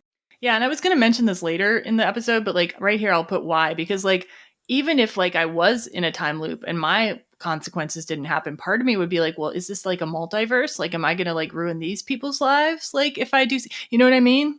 Like, am I going to leave some poor schmuck like, in jail or something or dead? Like, I don't know. Yeah, and we can talk more about what we think about that later. But okay, so one thing I did want to ask you guys though. So Phil talks about wishing he could be stuck in a different day. So I had to think about this so much, but what day do you think you would choose if you had to be stuck in a time loop, and why? I never want to answer your questions, Jen. You always give me these hard questions. I think if you picked a really good day, it would ruin it. Like you would sap all the joy out of it. So like, but you wouldn't want to pick a terrible day or maybe you would so that you could fix it. I don't know. Like, I would not pick a favorite memory day though, because that to me would just ruin it. It sounds like being trapped in hell. I think I would just pick like just a regular day. I wouldn't pick like a best or a worst day. And where would you be? Like what place? Oh, well, probably like my life. I would just pick my life now. Okay. I like my life now, and it's, I like it. All right. Steve, do you have any? I would want to be with my kids and I wouldn't want to like be in any other part of my life. I would want my kids and family around and my friends. I like all the people around me now. Yeah, that's great. So that would at least make these hellacious, endless days like maybe I could get some new conversations out of them each day. So that would be good. For me, this was quite an easy answer for me. Actually, I had 2 days, which are really good days, but just could have been better and kind of more perfect for the situation. So one was the day that I proposed to my wife, because it was the setting was perfect. We were in a really lovely place. This weather was beautiful. The time at which I kind of semi-planned to propose to her, everything was perfect. We're in this really nice park. We had a cathedral right behind us. It was like 5 o'clock. The bells were going off. These little cute little ducks came up. It was just us two, and it was just the perfect moment. And then my nerves kicked in. I had this little thing in my head that I wanted to say, and it just came out like just gibberish mumbling, and then the ring was not the right size, and I'd asked the hotel we were staying at to put kind of rose petals on the bed and leave a bottle of champagne, and they just didn't really do it properly, and it wasn't just because everything else about the day was perfect, but a couple of things that I could control just didn't go to plan. So that was a day I would just like to relive, maybe just the once, just to correct those couple of things. And the other day would be the day we found out that Elaine was pregnant with Henry, our oldest, because on that day I found out found out she was pregnant with our first child, and then I went to watch the Pixies at a concert in the evening. I mean, that's just a good day all around, like, for those things to happen. But the middle part of it, it was the first job I ever had where I was the manager of people. So I had to, but I was on the day off, but I had to go in to do these appraisals. And what I should have done was not done that, taken Elaine away from work for a few hours to go out for a nice lunch and then, kind of celebrate and all those kind of things. So you want to relive those so that you can like make them a little bit better, which Just, yeah. that is interesting and nice, but like what if you had to do it 300 times in a row? Like, well, this could is the you thing. I think just as your excitement, like would it still be a good day on the 300th time? You know what I mean? Just as you were talking about it, then I think when I read this question, I don't know why, because obviously we were talking about Groundhog Day. I was thinking more of doing them once, like a do-over, day. Yeah, I think I was more thinking about it in that way, just correct those couple of little things. But yeah, any other day, I don't. Yeah, I haven't had a day where I kind of, was on the beach at oysters and made love like sea otters with somebody. So I don't know. I haven't got one of those days in my locker. So yeah, those were the ones that kind of came to my head. I wouldn't mind reliving those days, 300 times over, seeing the Pixies that many times, and finding out you're And you pregnant. But it wouldn't be a surprise. Like, that's what kills me, is it wouldn't be a surprise anymore at the 300th time. Like, what if you got bored? Like, what if you turn this beautiful day memory into like this, oh my God, I have to do this again. I have to like pretend to be surprised. Like, that sounds horrible to me. You could make new choices though for different things, and you could make like different wedding proposals, and like you could do all kinds of exciting things. Like, yeah, I feel like you could still. So yeah, I'm gonna bust in now, and I'm gonna tell you my thought process, because like when I first started this, at first I was like, well, I'd go to Paris, but then I started thinking, if I were like on my trip to Paris with Lee, it was one of my best times I ever had, right? But it was just Lee and I was thinking like, I love Lee and I would love spending time with him. And of course I could meet random Parisians too, but like I wanted more, people I cared about around me. So then I was trying to game it where I could have a day with Lee and my brother and me, at least. The most recent one I could think of for that was when my brother was visiting us in Lake Geneva. And I was like, well, I'd have my brother, I'd have Lee, I'd have my dad, I could visit some of my old friends from Lake Geneva. We'd have the lake, a beautiful day. And that seemed really good. But then I was thinking about like my podcast didn't exist then. Like there were friends that like Zoe, I hadn't caught up with you in a while, and all the other friends from the podcast. There's new friends I've made since being on the podcast, having the podcast. And I'm like, I don't want any of those people like not in my life. I think I started thinking about like what you were thinking, Zoe, like you like the people in your life, right?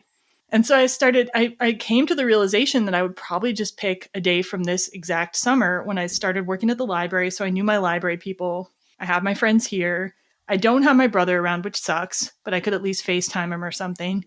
And, there's so much to do in Madison. There are plenty of books to read. Like there's places we can drive from around here. We could have a million different adventures. Like I feel like I could find a way to make the most of it, between reading books, learning skills, like getting to know different people better. It might be hard to convince those people like, hey, listen, I need to hang out with you today. Right. but maybe I could make it happen if I figured it out, and I could learn so much about lots of different people and like have all these different experiences within my own area. And when I thought about it that way, it kind of made me happy because I realized, I like a lot of the people I know now, and I like my surroundings, and it made me open up to kind of like what the potential is in my life right now. You know what I mean? Like there's no need for me to be bored. Like if I just thought about it, like what new thing could I do today? What new experience could I have? It really opens up to you like the possibilities of your own life, I feel. And I think Groundhog Day does that too, when you start to see Phil doing more things like learning skills and stuff. The problem, okay, so like the skills learning part, that would be really handy and useful, right? The problem that I see with this is like, okay, I can definitely think I would pick a day where like I knew all my friends were free, right? And like I could hang out with them, go on adventures, but it wouldn't be a shared memory. It wouldn't be like a reciprocal relationship building.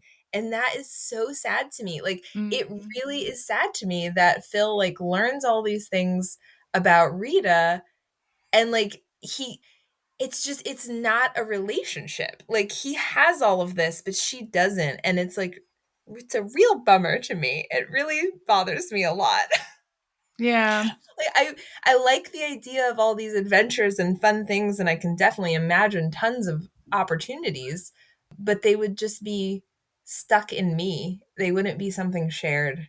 And so that Yeah. takes a little bit of the like excitement out of it. And that's what turns it into kind of like a hellscape in my Yeah, mind. and we'll kind of deal with how Phil starts to turn that around later when we probably in the spoiler section we'll talk about that. Yeah, but yeah, that's true. That is the problem with it all. Yeah. So now we come to loop 3 and beyond, or maybe loop 3. It could be more. I feel like it's pretty clear until loop 3, like what the timeline is, but Zoe pointed out that we don't know for sure. And after loop 3, it becomes really unclear how many times Phil has looped. So, and we'll talk about what we think our theories about how many times total later in the episode. But in loop 3 or so, he starts doing whatever he wants. Like he goes downstairs, he kisses the Mrs. Lancaster, the B&B owner. He punches Ned Ryerson, and then he misses the puddle. And this is kind of a marker where he's just decided he's his own man. He realizes he's not going to end up in jail. He's not going to end up... Well, I don't think he's really experimented with being dead yet, but he's not going to end up in jail at least. He's not going to suffer any consequences. And this brings us to one of my favorite scenes, the diner scene where he's eating absolutely everything. Do you guys get hungry watching that? I get so hungry when I watch that scene. Yes, I was already hungry when I watched it, and then I was just like, oh man, that cake that he just crammed in his mouth, I just would savor that.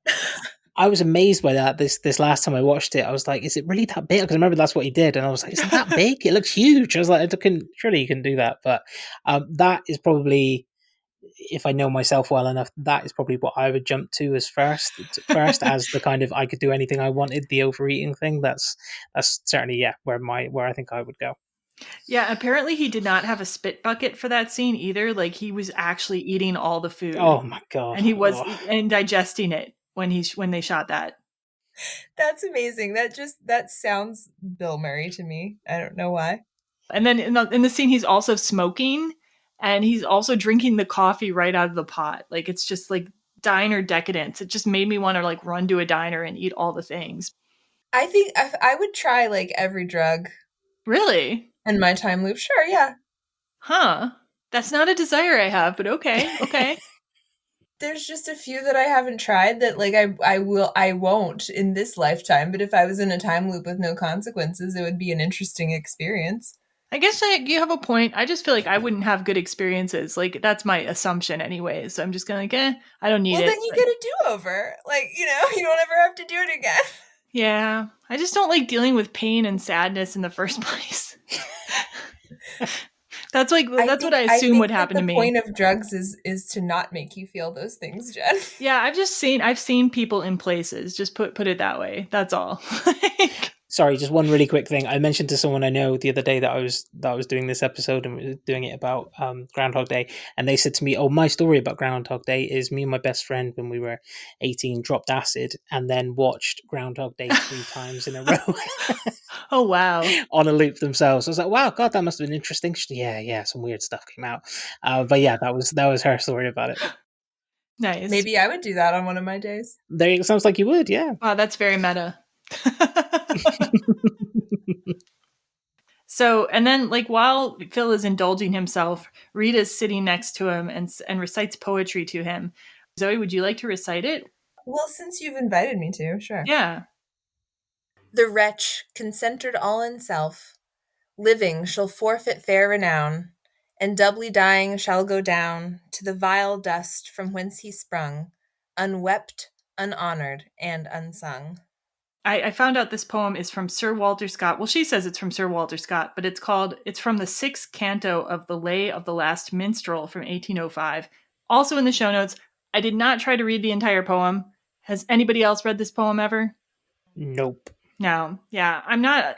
We find out later that Rita is a huge fan of specifically French poetry, but I guess literature in general. But it's pretty cool little recitation about your ego getting in the way of you living a good life. And if you have this ego, nobody's going to care that you've died. Nobody's going to care about your existence, basically. But Phil is not terribly impressed by this at this point. He decides he's going to stay in Punxsutawney. He lets Rita and Larry go off in the van. And he goes up to talk to a woman in a pink sweater who turns out to be named Nancy. And he gets information with which to pick her up later. So I've seen this kind of technique too used in future time loop movies. But he finds out basically like where she went to school, who her teacher was, so he can then the next day pretend to be her old friend. He can pull a Ned Ryerson on her. Yeah. Only a fake version. Yeah, but maybe Ned Ryerson was also in a time loop and he made up all this information. No, it's just. I actually had that thought when he was picking up Nancy. I was like, whoa, what does this mean about Ned? I never thought about it that way. Yeah, no, maybe. Because, I mean, Phil doesn't remember things about Ned that he should, like telling him not to date his sister. You know what I mean? Like, Yeah. I feel like he should remember that. So Ned could be in a time loop, but in his time loop, his only goal is to be friends with Phil and sell him insurance. But I don't think I don't think Phil would respond to Ned the way that Nancy responded to Phil when he asked the initial questions. I think if Phil gets approached by Ned and says, "What school did you go to? What talent did somebody have about the belly button stuff?" I think he would just tell him to get lost. I think to get that information. Lots of days in which to figure out the best way to get the information, though. Who knows how long Ned has been stuck? Oh man, I love the way Bill Murray plays it as well. Just when he first Nancy Taylor, oh my god, just really plays it as well as he can. That she's someone he used to know. Yeah, and this when I first saw this movie when I was younger, it just seemed like funny and like whatever, like clever. And now it's like vaguely creepy to think about it. I don't know. It's weird. It's like I feel like it's human nature to like to want to connect with people, and certainly if you're stuck in a time loop, you want to connect with people. And even if Phil is connecting on a very shallow level with Nancy, I still understand that urge, But it is a little creepy to think that like he's using, this information. I mean, he's not coercing her per se. How is it different with Nancy than with Rita? Like, because he doesn't actually know Nancy and he's lying to her? That's like the only real difference. I mean, I think it's different in the way that he evolves over time with Rita is the only thing I would say. Well, we can talk about that later. And also the fact that like Phil doesn't really have any interest in Nancy other than like probably sexual, because even when they're like making out with her later, he says, "Oh, Rita," while they're making out. Like he clearly has some kind of feeling for Rita that goes beyond just like a sexual feeling. But with Nancy, it's just like, he wants sex. And then that's not wrong. That's not wrong, but he's lying to her about what his intentions are too, because then, I guess that's true. He does like ask her to marry him. Yeah. Knowing that he's not going to have to follow through on this at all. Right. But like this takes a special woman though to have somebody like ask you to marry them the first day that you meet them and be like, "Oh, this is normal." Exactly. Like she takes it as very romantic. Nancy can make her choices too. Okay, and then there's just a couple other random things Phil does. He does a heist on an armored truck to get some money, which, sensible. You want some money to spend in your Groundhog Day world. And then there's a weird cowboy outfit scene, like where he goes to the movie with this other girl and he's wearing a cowboy outfit and she's wearing a maid outfit.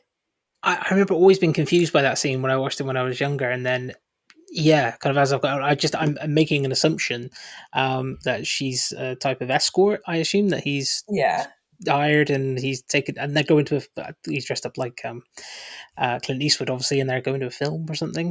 But not a Clint Eastwood film, which is the puzzling part. So I don't think that you wrote anything about this, but the movie that they're going to see is Heidi 2. Which even a movie? Is not a movie. Yeah. No. And it was originally going to be It's a Wonderful Life. Oh. But then they decided, like, for the timelessness, they wanted to turn it into a fake movie because they didn't want to, like, have this connection to a real film. Yeah. So, Heidi 2, not a real movie. There is, like, a Heidi 2 German porn movie. I found out because I was like, I noticed Heidi 2 on the movie marquee, like in the opening scene when they go into Punxsutawney, and I was like, I don't think that's real, so I looked it up. Well, anyway, yeah, he's definitely wearing like a Clint Eastwood outfit. I think maybe that is just put in there to show like the really weird things you might get up to if you had like sort Yeah. of limitless days. So I guess that's a good Yeah. illustration of that. Yeah. He pulled up in a really fancy car, and it was right after the armed truck heist, so it's like Mm. he's spending the money, having fun, buying everything he ever wanted, you know. Yeah, yeah. That you can get in Punxsutawney. Yeah. Anyway, or its environs. Yeah, and he's kind of caught in the town too because of this blizzard. So he's not just like when I was talking about where I would want to be stuck, it was Madison on a nice day, so I could get out of town. So that reduces the claustrophobia considerably. But he's stuck in a town. So yeah, Zoe, we started in on this a little bit with you. But what would you do if you were stuck in a time loop on an average day in your current life? Like, what are just a few things you might do? Like after the drugs. Priorities first. No. I would definitely read a lot. There's, get through the book stacks on many topics. It's great that he can like keep that knowledge because, Yeah. The knowledge doesn't disappear, just yeah. There's lots of skills and reading that I would knock out.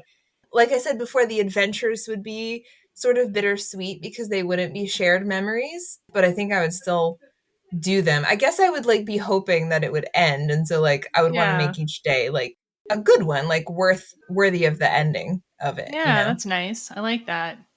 I would learn to play the fiddle. Like I want to play like violin but fiddle style. That is something I really want to do, but I don't feel like I have enough time to do in my current life and a skill that I could keep. I would definitely study my languages more and maybe concentrate on one at a time because I wouldn't feel like I had to do everything at once. And I would have this is so typically me, but I would have like really uncomfortably honest conversations with so many different people. Oh my gosh. Because like I'm the type of person who can already be a little uncomfortably honest, but like sometimes I've learned to be a little more cautious because it'll go badly, right? But I would just like tell people exactly what I was thinking, mostly positive things, to be honest. I'm more of a positive person, but like I'm just very intense. And so I'd be like, I really like you. I really want to get to know you better. I would just tell people who I thought maybe they weren't receptive to those things, and I would try to learn more about them. And like I would sort of experiment, like kind of like what he's doing, not with the intent to manipulate, but with just the intent to know more about people and the intent to see if they're receptive, to being my friend or being a romantic interest or, whatever. You know what I'm saying? So like uncomfortable honesty would be like turned up, basically. I totally feel that. I that is appealing to me too, just to have some of those conversations.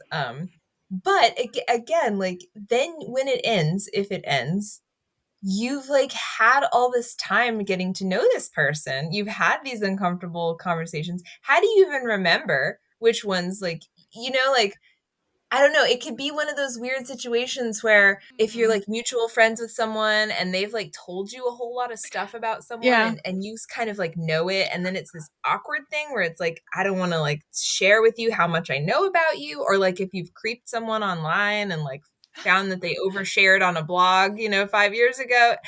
Do you know what I mean? I would just pretend I was psychic. I'd just say, well, I'm a little bit psychic. I'd be like, sorry, good. I don't mean to be like freaking you out. Yeah. And then they would believe in psychic powers and it would be amazing. Anyway. Okay. I like that take on it. Oh, and I would also be less afraid. Like right now, I'm still have a lot of anxiety around stuff like driving. And I would just get over that gradually by like realizing that like, I could do these things without as much fear. So yeah. Steve, we didn't let you get a word in yet. No, God, no, that's fine. No, I really enjoyed listening to your guys there. I'd piggyback off the last thing you just said there, Jen. And I'd learn to be a kind of like a master of like Zen or mindfulness or something like that. Just a couple of tools that I use a little bit at the moment, but I would kind of try to maybe look into them more thoroughly so that I can use those when I have my kind of anxious moments and not feeling quite right moments. Definitely. I think just learning things that are going to have a positive impact going forwards whenever that will happen. So I'd really want to learn to play golf to a decent standard. I've got into something I've got into a little bit recently, so I'd love to be able to do that. I would read all of my son's Pokemon books and watch as many Pokemon episodes as I can because he talks to me about it all the time and it just will not sink in, so I can have some really good conversations with him about that. That's cute. And I think I tried to spend a full day with one at a time, my kind of like quite close family members, and kind of like my parents and close friends and stuff as well, just to kind of maybe, you guys know, it's like you got so little free time as you kind of get older and more responsibilities and stuff. It's hard to make quality time with the people that you really want to. When you do, it's, if you have kids, it's not particularly kind of, you can't get into too much, and there's other things that distract you. So I just think a quality day with as many people who would want to, as you mentioned, Jen, yeah, would want to kind of hang out and do something and just catch up and maybe just kind of re-get to know them a little bit better. So yeah, that's something I'd like to do as well. Yeah, I mean that's beautiful. I mean that's the time is a gift part of the movie that we Yeah, do see start to come in. Yeah, Phil yeah, realizes what the potentials are too, but mhm. without the benefit of having like close family and friends around, like which yeah we would obviously choose to do. Yeah, great answers. I feel really inspired actually. This conversation has just made me very inspired about life, even though I don't have a limitless number of days. But there's so many beautiful things to do in this life. You know what I mean? So like Yeah. I feel like I should never let myself be bored, and I should remember the things I would do if I were in this time loop. Okay, so let's get into the next part there. Here's when Phil is still in kind of a selfish mindset and he starts pursuing Rita romantically. And he starts out kind of similarly to how he did with Nancy, where he just wants to get intelligence on Rita and what, would win her over. So he starts by asking Rita about her perfect guy, and I have a clip of that that I'm going to play right now. So what do you want out of life anyway?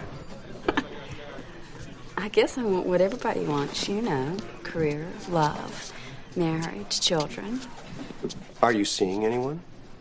I think this is getting too personal. I don't think I'm ready to share this with you.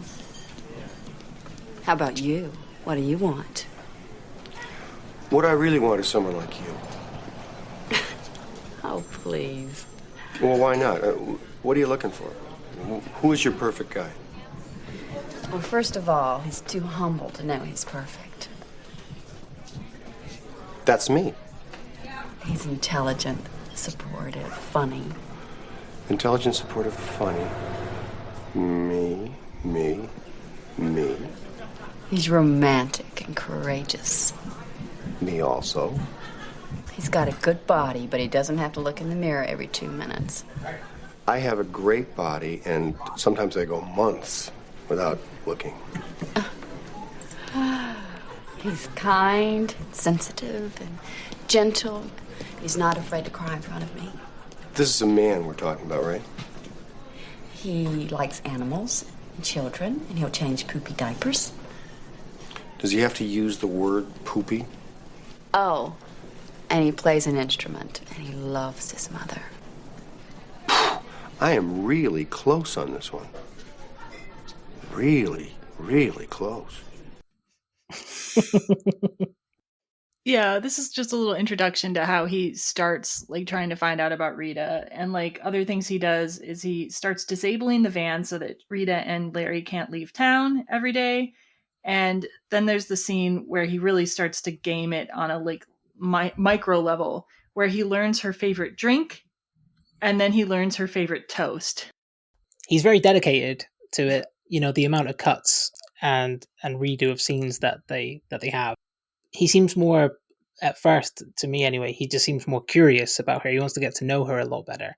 I don't know if it's a case of that. I've read that some people have said kind of thing like he's like, he treats her like she's the best of a bad bunch. She's the best that he could get in this town at this time.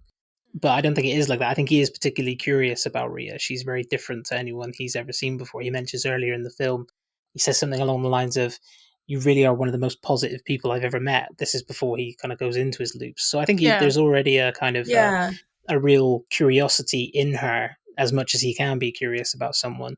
But then his just determination to find out more about her, and then it becomes like a personal challenge for him, doesn't it? It's like, I have to, extend the day with her. I have to get her to come back to my hotel room. So I didn't really see it as like a physical thing for where that's what he just wanted from Nancy, was just to, yeah, just kind of to have sex. It's more of a, he is actually curious about this person and wants to get to know her, but it's from a point of view that it's like a competition with himself to see if he can get to the next step with her in the next step.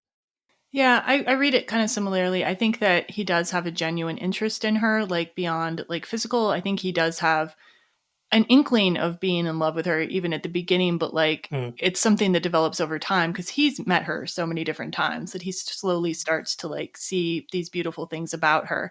But there is like you said, there's like a challenge to himself aspect, this desire to sort of like, I would almost say conquer or like win or something like that, which is probably the part that makes it a little less palatable for maybe a lot of women. I don't know if women are encouraged to like see romantic relationships that way. Well, maybe we are. I don't know. That might exist in everybody to some extent, like wanting to win, wanting to succeed. Yeah, but I think you see it a lot more in movies where men are doing these types of things to try to win women over more than you see women doing like these little manipulations or whatever.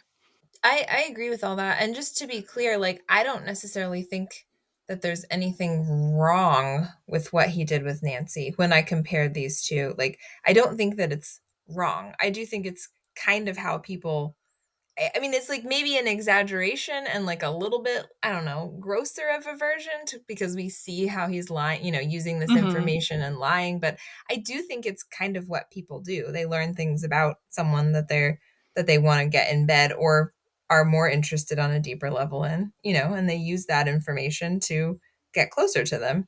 I think the point is more like I don't think you can develop a really deep relationship with anyone though if you're coming at it from this like aspect of like trying to game it, like trying to manipulate to be the perfect. You know what I'm saying? If it's not something that's genuinely in you and you're just pretending to be this or that thing. So right. Well, I also don't think you can develop a genuine relationship with someone in one day. So, as I keep saying. So let's see. So then there's this part where he finds out that Rita studied, I think it's 19th century French poetry. And at first he kind of mocks that, but then later you see a cut to a scene where he's reciting what we think is supposed to be 19th century French poetry, which is actually from a 1957 song by Jacques Brel called La Bourrée du Célibataire, which is the dance of the bachelor. She says she studied 19th century French poetry, and he comes out with La fille que j'aimerai sera comme un bon vin qui se bonifiera un peu chaque matin, which translates roughly to the girl I will love will be like a fine wine, which gets a little better each morning, which is kind of a cool quote, really, given the movie. Very well read as well, Jen. That was fantastic. I don't know. I'm not sure how good my French is anymore, but hopefully. I like both though that this quote like really like works for the movie, like the girl I love will get a little better each morning, but then also that like of course Phil's doesn't actually have a 19th century French poem. He's managed to find this Jacques Brel quote instead from this like 50s song. I'm wondering what the French what access to French you would have in Punxsutawney. Oh my gosh, it just occurred to me, this is going to sound really stupid, but he did not even have the internet. I know. Yeah. Wow. Okay. He's relying on like the library, bookstores, record stores, maybe an odd French speaker here and there. You know what I mean? Yeah. Pretty cool. So let's see. So then after this, we have scenes where he's building a snowman with Rita and then playing with kids that show up, like, so he can show that he loves kids, presumably. It gets like really manic at a certain point. Like he's almost like overexcited about meeting these kids and like he's really putting on a performance. A couple of things I read, you probably know this as well from researching into it, but part of the Harold Ramis kind of and Bill Murray not getting on, he was getting the kids to throw the snowballs as hard as they could at Bill Murray, just as as hard as they could. And the second time they do it, when he goes really manic and Andy McDowell's down and she's looking at him all confused, and then he falls down next to her. I always thought that he's like, he kind of like he's moving a bit and like he's trying to get closer to her, and she kind of backs off a little bit. But what he's actually doing is he's trying to find the exact position that he fell down to in the first time. When they were just, I don't know if they kissed the first time or they were just about to kiss. They had a little moment. Yeah. So he's just squirreling around to try and find, all right, is this the right one? Is this it? Is this where I was last time? Which I never realized. I thought it was just him trying to get closer to her and her backing off. But apparently that's what it was supposed to be. Yeah, which is kind of showing that you can't necessarily recreate these moments. Like exactly. There's a certain intangible magic that sometimes happens that if you're trying, you're going to miss it, which I think is actually kind of the point of the whole thing here. Like he's trying so hard, but there's an intangible magic that happens between people that has to come from a deeper place, really. And exactly, and like you guys said, he's losing his patience. He wants to, do the next thing that he wants to conquer with Rita. And who knows how many times he had been through that at that point, Yeah. Yeah. So now we come to, like, I think what ages the least well in the movie, which is like an uncomfortable scene for me anyway, where Phil gets Rita to come to his room after, I think they kiss, and then he gets her to come up to his room, and she is not interested in taking it any farther, but he keeps trying to push himself on her to keep kissing her after she's like said no, or let's not spoil it, or like kind of even pushing him away a little bit. So after Me Too, this is like one of the first times, I think I've watched it once before after the Me Too era, but watching it again, I'm like, not great. And it's like, it was so natural for scenes like this to be in movies like in the 90s, though that's not even something I noted. You know what I mean? Like we talked about this in the High Fidelity episode too, where there's a scene where Rob is making out with someone, a teenage girlfriend, and he's pushing himself on her. They just play differently now than they did pre-Me Too, I guess. At least for me. Mm-hmm. It's like the baby it's cold outside scene is what I was thinking of it as in my head. Oh, yeah. Yeah. Well, baby, it's cold outside. He's just talking. So I don't. But there's still the same vibe where he's like trying to come up with reasons that she should stay. And she's like, no, it just reminded me of that. Yeah. Yeah, definitely a bit more of a, uncomfortable scene watching it now. And the interesting thing is I'm not like a hardliner, like necessarily on enthusiastic consent. Like I still can enjoy scenes like something like in Moonstruck where there's a kiss that happens without, Cher's character being asked about it. But like, since she clearly enjoys the kiss, like I'm like, all right, I'm fine with that. But like when it's like a situation like this where someone's saying, no, I don't like it, like you like go away repeatedly, then I'm like, then I start to get like, no, not great. Like, let's not have that anymore. But yeah, it is of its time. I'm not going to like say the whole movie is ruined in any way because of it. And honestly, Phil Connors is not meant to be like an admirable character at this point anyway. Like we're not supposed to really be thinking he's great right now or that he deserves Rita. Like if he got together with Rita at this point in the movie, would you be happy about it? No. Yeah, exactly. So and there is something admirable about Rita here where like with the whole slap sequence, because it's like it's kind of cool that he's not succeeding despite all of his tries and all of his like inner knowledge. Like it makes me like Rita. I like her for that. Yeah. This is a real good scene for Andie MacDowell, I think, because she's not just the love interest in this film. It shows another side to her. She's got morals. She's a strong-willed person. She's very intelligent. She's getting on to his tricks and that he's trying to pull. And I suppose you needed something to start the slap sequence as well. But maybe they could have done it in a slightly different way. But this is where her character, I think, moves on to another level to be made more interesting and more rounded, I think, rather than just this is the love interest in this film. Sure. Yeah. And then, like, as we said, we get a series of slaps where she's slapping him to like get his hands off her, stop trying to like get her into bed, and over and over and over again. I don't have the number written down of how many, but a lot, and probably implying a lot more. Okay. And then now we're going to move into the spoiler section, I think, because I can't wait to just be able to talk about the movie as a whole. So if for some reason you have not seen Groundhog Day and you don't want to be spoiled, please go and watch Groundhog Day. I mean, please go and watch Groundhog Day. You should have seen it by now. Like Zoe's seen it. Come on, for goodness sake. and then come back to us. So after Phil has like repeatedly failed to advance things further with Rita, he goes into kind of a depression, desperation kind of a phase. And here's a clip that's denoting the state that Phil is now in and showing how depressed he has become. This is pitiful. 1,000 people freezing their butts off waiting to worship a rat. What a hype. Groundhog Day used to mean something in this town. They used to pull the hog out and they used to eat it. You're hypocrites, all of you. You got a problem with what I'm saying, Larry? Untie your tongue and you come out here and talk, huh? Am I upsetting you, Princess? You want a prediction about the weather. You're asking the wrong Phil. I'll give you a winter prediction. It's going to be cold. It's going to be gray, and it's going to last you for the rest of your life. Man, I never really realized before, but like it is cold and gray and he hasn't had a sunny day in who knows how long. Oh, yeah. Yeah. That's some seasonal affective disorder right there. The makeup on him in those scenes, when he after the montage, and just how just dire he looks, and just how just sunk in and grey, and how they made him. I'm sure a lot of it is just Bill Murray, but the enhancements they made to make him look like that, it's very subtle, but it's just, just by looking at him you can just see the state that he's in. Mm.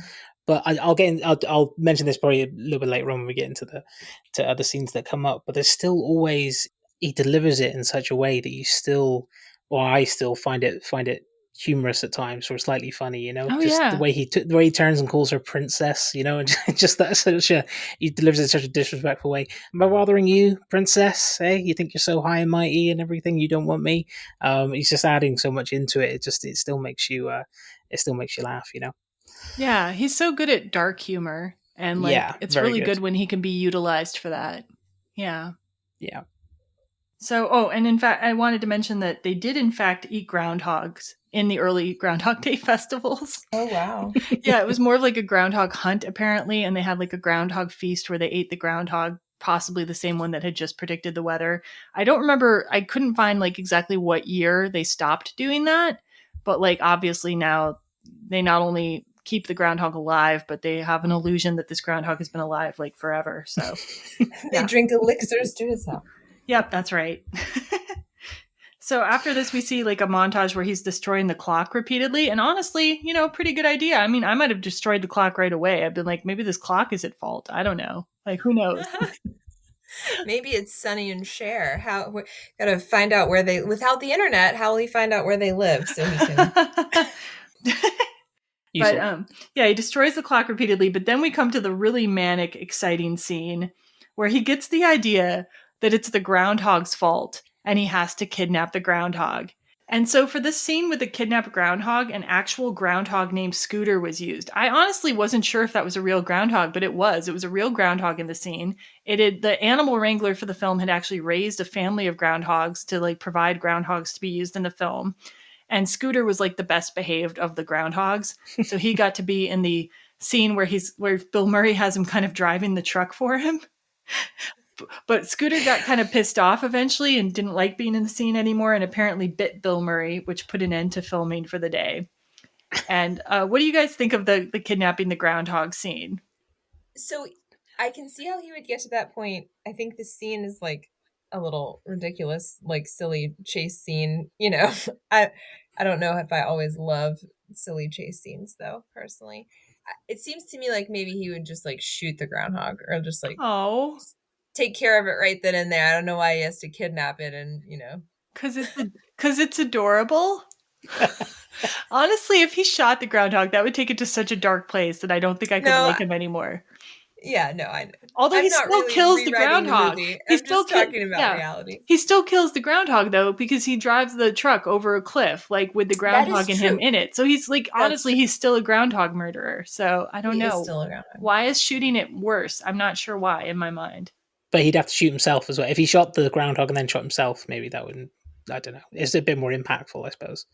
It would have been more something. The chase scene is like almost slapstick to me. Yeah, that's probably like what lends it the lighter mood that lets him get away with killing the groundhog. In my mind, I think that's probably what does it. Yeah, you're just like it's so silly that it seems like a Looney Tunes cartoon rather than like reality.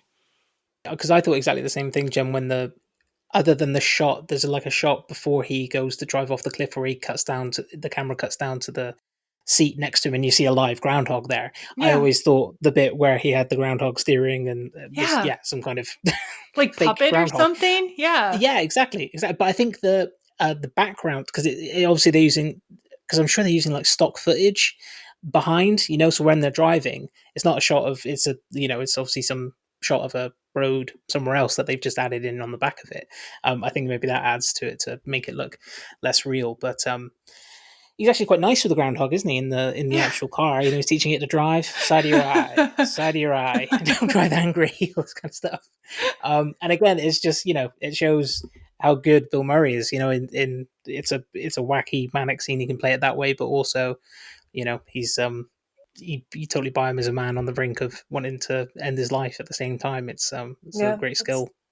Yeah, and it's apparently really he cool. was improvising a lot of the dialogue with the groundhog as well I in the bet. truck. Yeah. So yeah.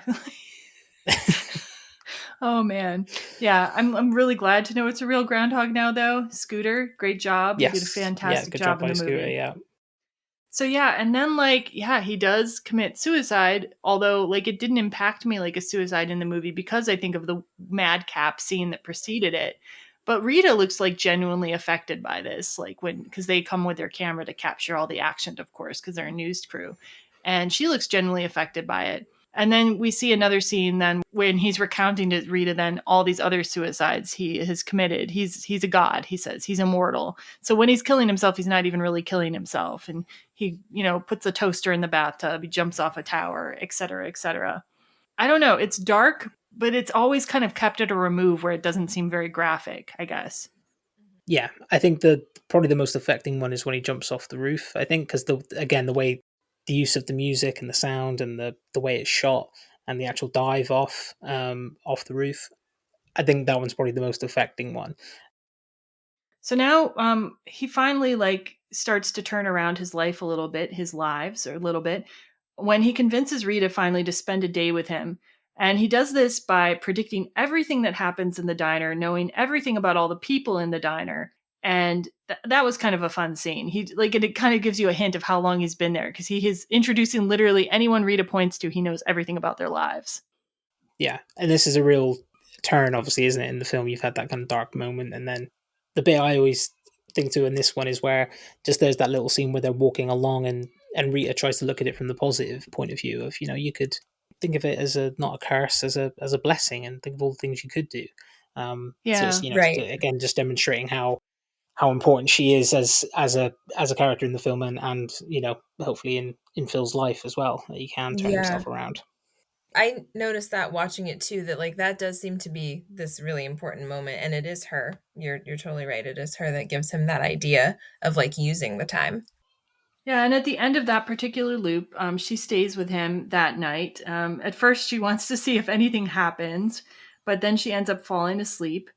And while she's sleeping, he says to her a few things. He tells her some romantic things, including, "I don't deserve someone like you, but if I ever could, I swear I would love you for the rest of my life."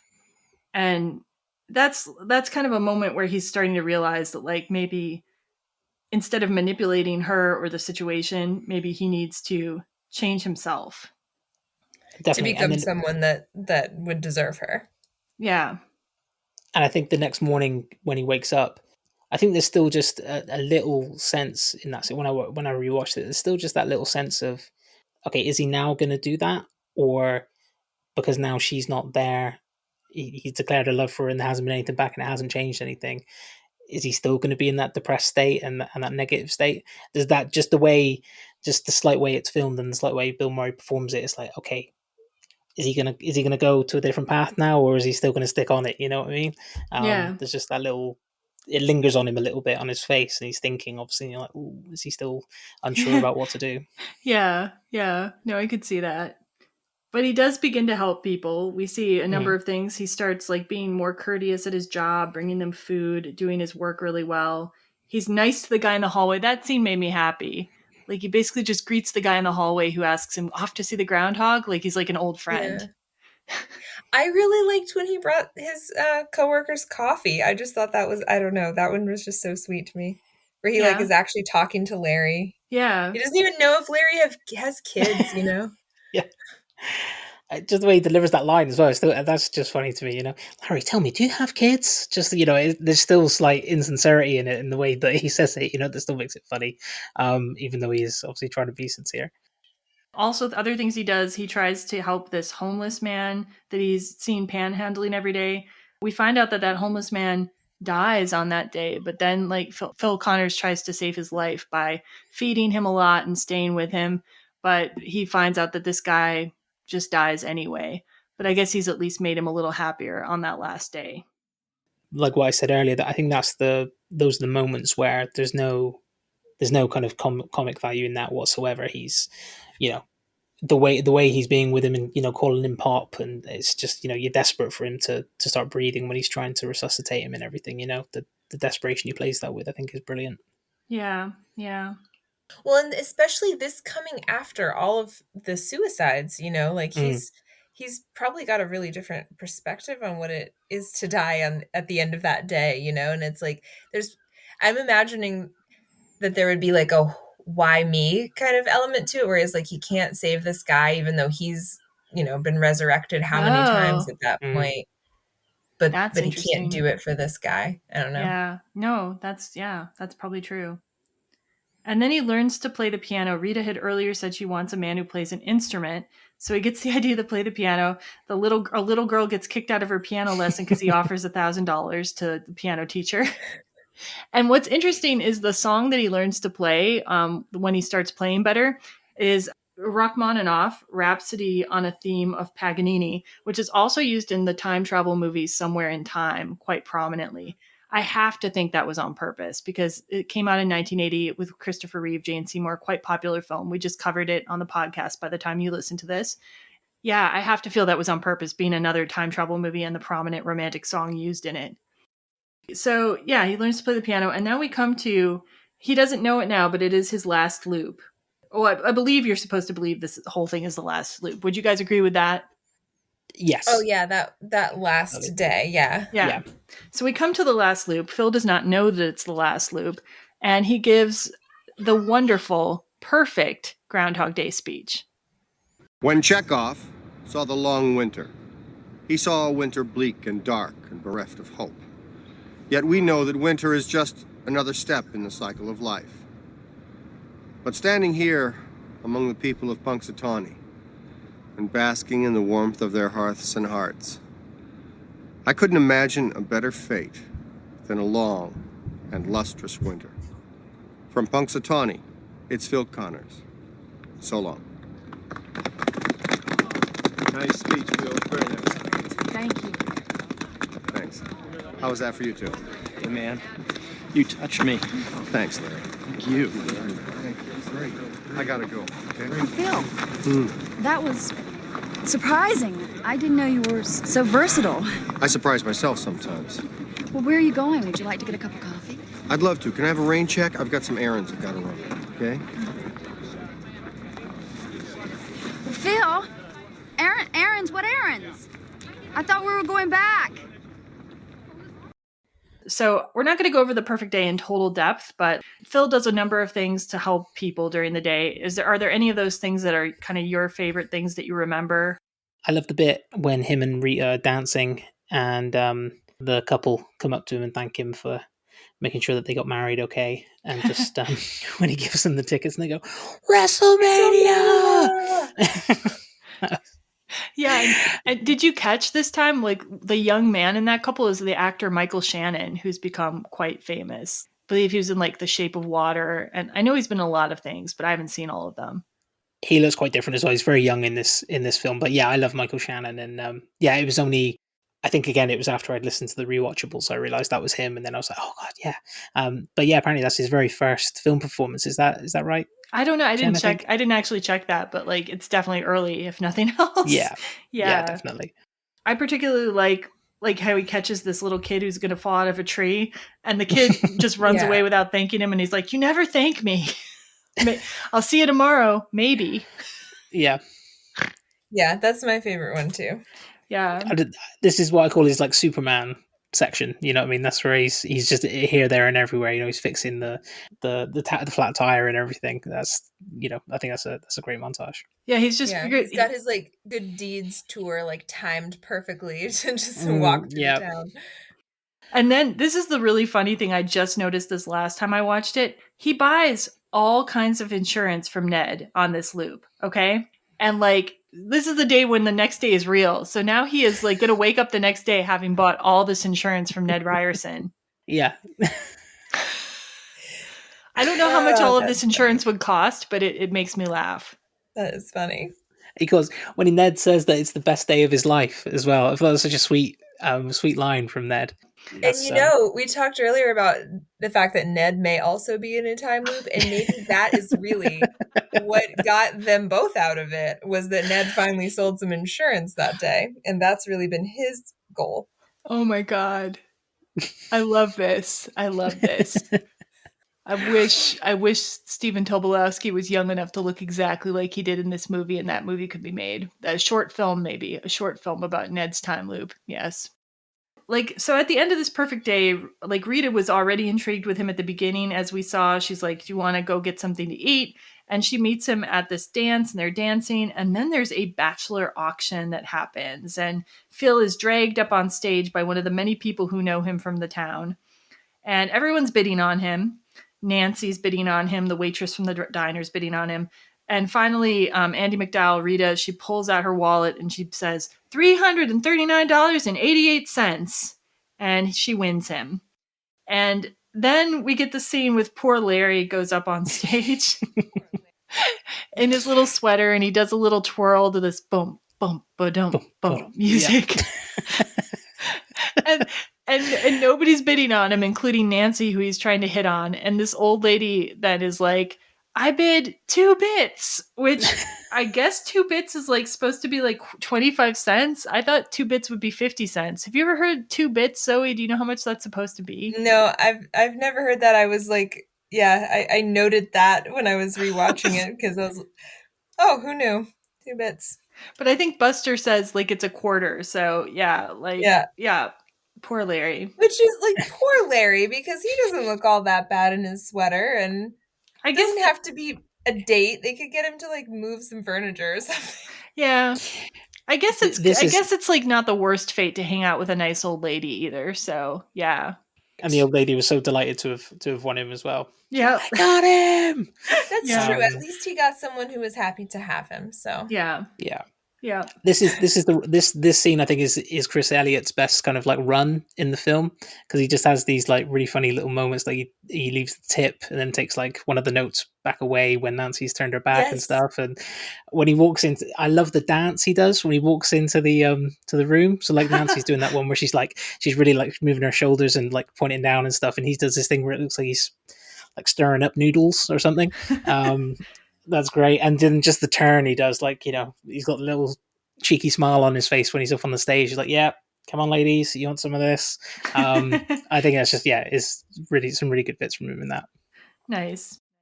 So there's then, for some reason, Phil decides that he's going to go and show Rita this ice sculpture that he can make of her face, because he's learned to ice sculpt in the time period that he's been in here. Yeah. While we've been talking about this, though, because I was ice sculpting, what a weird thing to decide to learn to do. But it occurred to me that stuck in Punxsutawney, that might be one of, without the internet, right? Without he can't go ski. It's winter. Can't go skiing because he can't get out of town. That might be one of the only options, Yeah. Ice sculpting. If he wants to learn art form. I don't know. There's no painters in Punxsutawney. You know what else is interesting? Ice sculpting is a very ephemeral art form that disappears anyway. I wonder if I might be overthinking it, but yeah. No, I like it. Yeah. Right, because what's the point in learning to paint? Because you don't have your painting. Yeah. Ice sculpture, is meant to disappear, so it's maybe a little less crushing. You make your masterwork, and it's gonna melt. But if you do this painting, and you're like, oh my god, I never get to see this again, or prove that it existed, that would be disheartening, I think. Yeah. No, I think maybe that was on purpose now. Yeah, no, that makes a lot of sense. Yeah. I don't know if it's the best way to impress a lady, though. I really don't need anyone to try to make an ice sculpture of my face. Sure, it'd be nice, I guess. It would be romantic in a sense, but it would take a lot of time. And she's saying she's cold. I'm I don't know. And, if he knew her face so well, like he says he does, why did she have to sit out there in the cold? He could have been I'll be right, go warm up. I have something to show you later. Go check out my room. It's lovely. I've left some ice cream on the side. Yeah, there you go. I'll tell you when it's done. Somehow it works anyway, though. Rita's into it, and they stand up together, and he says to her, no matter what happens tomorrow or for the rest of my life, I'm happy now because I love you. And they kiss. and it kind of starts snowing. And it's interesting because he said he loved her in a previous scene, and she was like way not into it. She's like, you love me, you don't even know me. But this time, she's fine with it. And I think it's a little bit of a stretch to believe she'd be fine with it because she seems like a very practical person. But like at the same time, maybe it just marks what an attitudinal shift Phil has had. Like he's no longer grasping at something. He's being happy in the exact moment he's in right then. What do you think? Yeah. I think that's, yeah, I like that. Yeah, same. He's also shown her like every different side of him as well. She knows that he's managed to help these people, and he's a giving character, and he's got these things that she didn't know about because obviously they weren't there before. But yeah, she's seen the whole spectrum of who Phil is, and that it's all genuine as well. It all comes out very genuine because it is. Right. So yeah, I think it does definitely stretch the terms of believability, but it's all very genuine. I think that she sees it as. Well, and the genuineness I think comes from, but since the last time he was really pursuing her and trying to like, get her, like when it was a game and she kept slapping him, right? Like he's gone through his like dark time. He's gone through his depression. He's gone through his suicides. Like he probably at this point just thinks this is going to last forever and that this day is all he has, right? So at this point I think he's been through like the ringer of this situation that he's in. And so he probably really truly is like doesn't have any graspiness about him, Yeah. To use Jen's word there. But like I think that like more than he possibly could have. I mean, and maybe this is a good segue to how many loops we think that there might have been here, because I think that is important. Well, first I want to ask though, why do you guys think the time loop ends? Like what do you think is the cause of that? Well, my headcanon is now that Ned sold the insurance. She's sticking with it.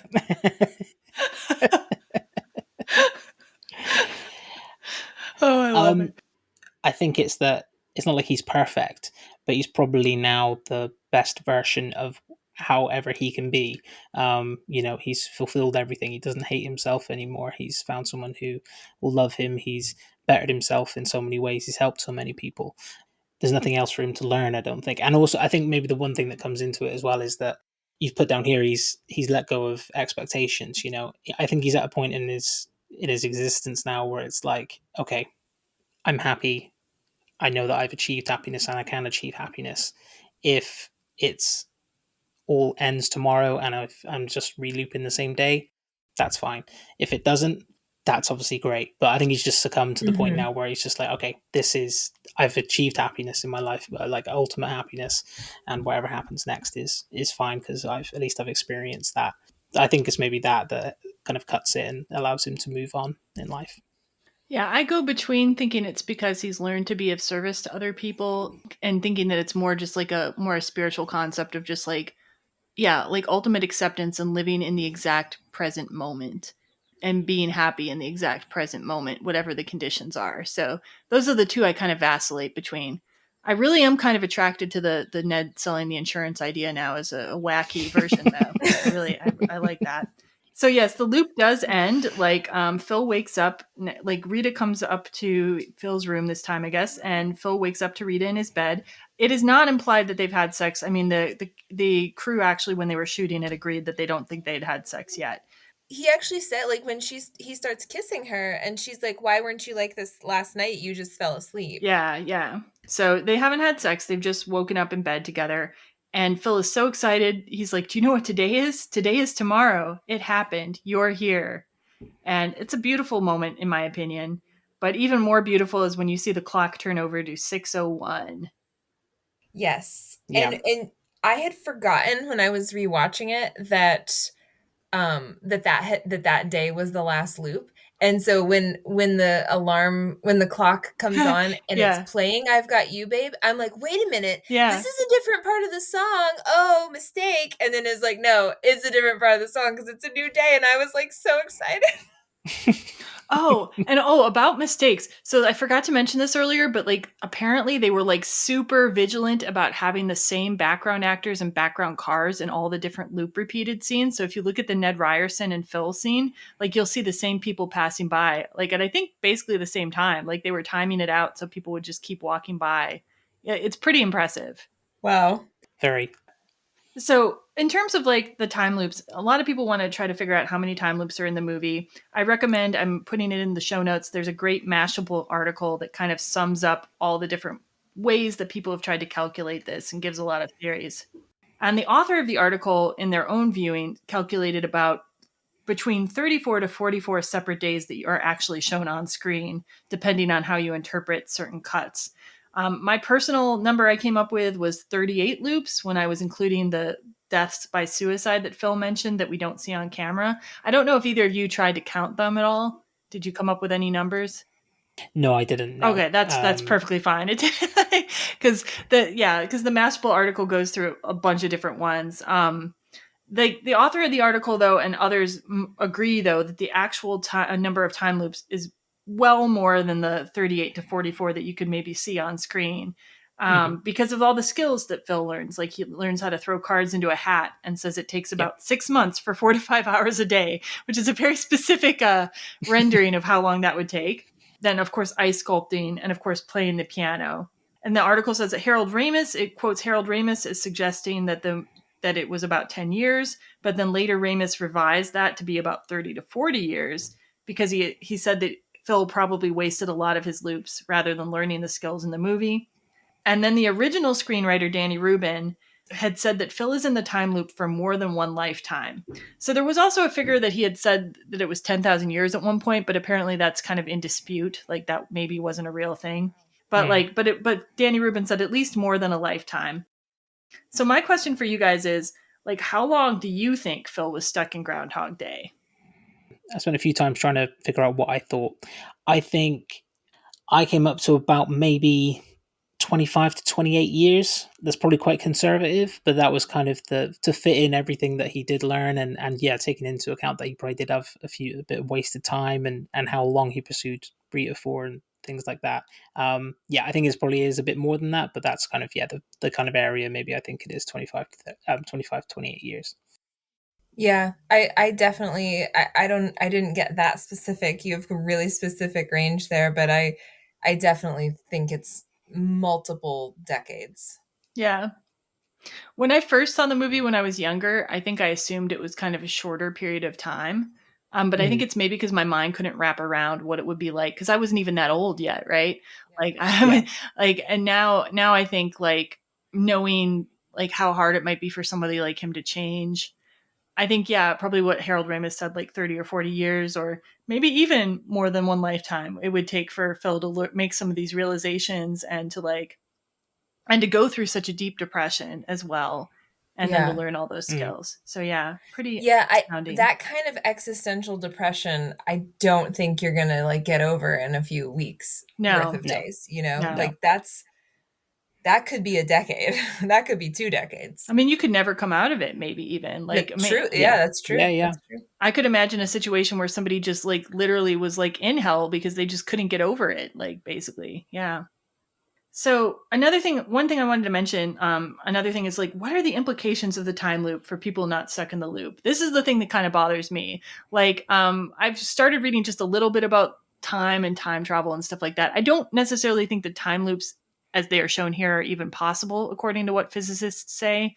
But like, if they were, to me, I feel like that would imply that the people in the time loop are still living in that universe. What do you guys think? Does that occur to you? To me, it brings up all kinds of ethical problems once you think of that. So wait, just to clarify that, you're thinking each day of the loop would be its own like timeline, like growing out of that? Yeah. Oh, wow. Because otherwise it's just so solipsistic. Like, why is the whole world stopping for just this one guy? You know what I'm saying? Like, it seems like such a self-centered genre in a way, which is ironic given that Phil Connors is a very self-centered character, right? Like, why would all these other people, they would, in essence, would otherwise be caught in the same time loop with you? You know what I mean? and then their Yeah. actions would mean nothing. That's the only way. It's the Well, only yes. way. Seems like I not. mean, that's like getting at the heart of why it bothers me. You know, like I was saying before, like you're developing this one-sided relationship, and you know, like because they're all stuck around. You know, you're developing, but they're all stuck, and that bothers me. Yeah, yeah. Now, I mean, before even considering like the moral implications, right? The Yeah. ethical implications, like it's just kind of disturbing. Yeah, so I'm thinking it's maybe that there's a new timeline created every time he's in one of these time loops, and like those people have to deal with the aftermath. I don't know. That's really interesting. Steve, Poor any other Ned. thoughts on this? Or I was just about to say, poor Ned when he gets punched out. God, how the injuries he might have had from that. Might landed badly. It could be not, completely different from Ned there going forwards. So yeah, I think I always just thought of it as it only started going forward for everybody on that last day, like it did for Phil. But yeah, when you look at it that way, who's to say that there isn't a different timeline happening everywhere where Phil is or isn't there, if he killed himself or not. So, yeah, possibly. But I'm the type of person that thinking about that kind of thing too much would definitely break my brain. So, oh yeah, but yeah, no, definitely possible. Perhaps it's the town of Punxsutawney itself that is stuck in a bubble outside Yes. of time of the rest of the Yes. world. oh no. Possibly, the inner circle in their magic workings had something to do with this.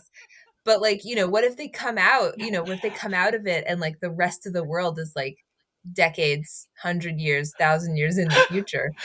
I like this one. So we've got another workshop for the Groundhog Day sequel. Groundhog Day 2 can either be that Phil Connors swaps body with a groundhog, or it could be that the rest of the world has advanced past Punxsutawney and they now need to deal with the dystopic landscape that they are encountering. Yes. This Well, is the sequel I want. Yep.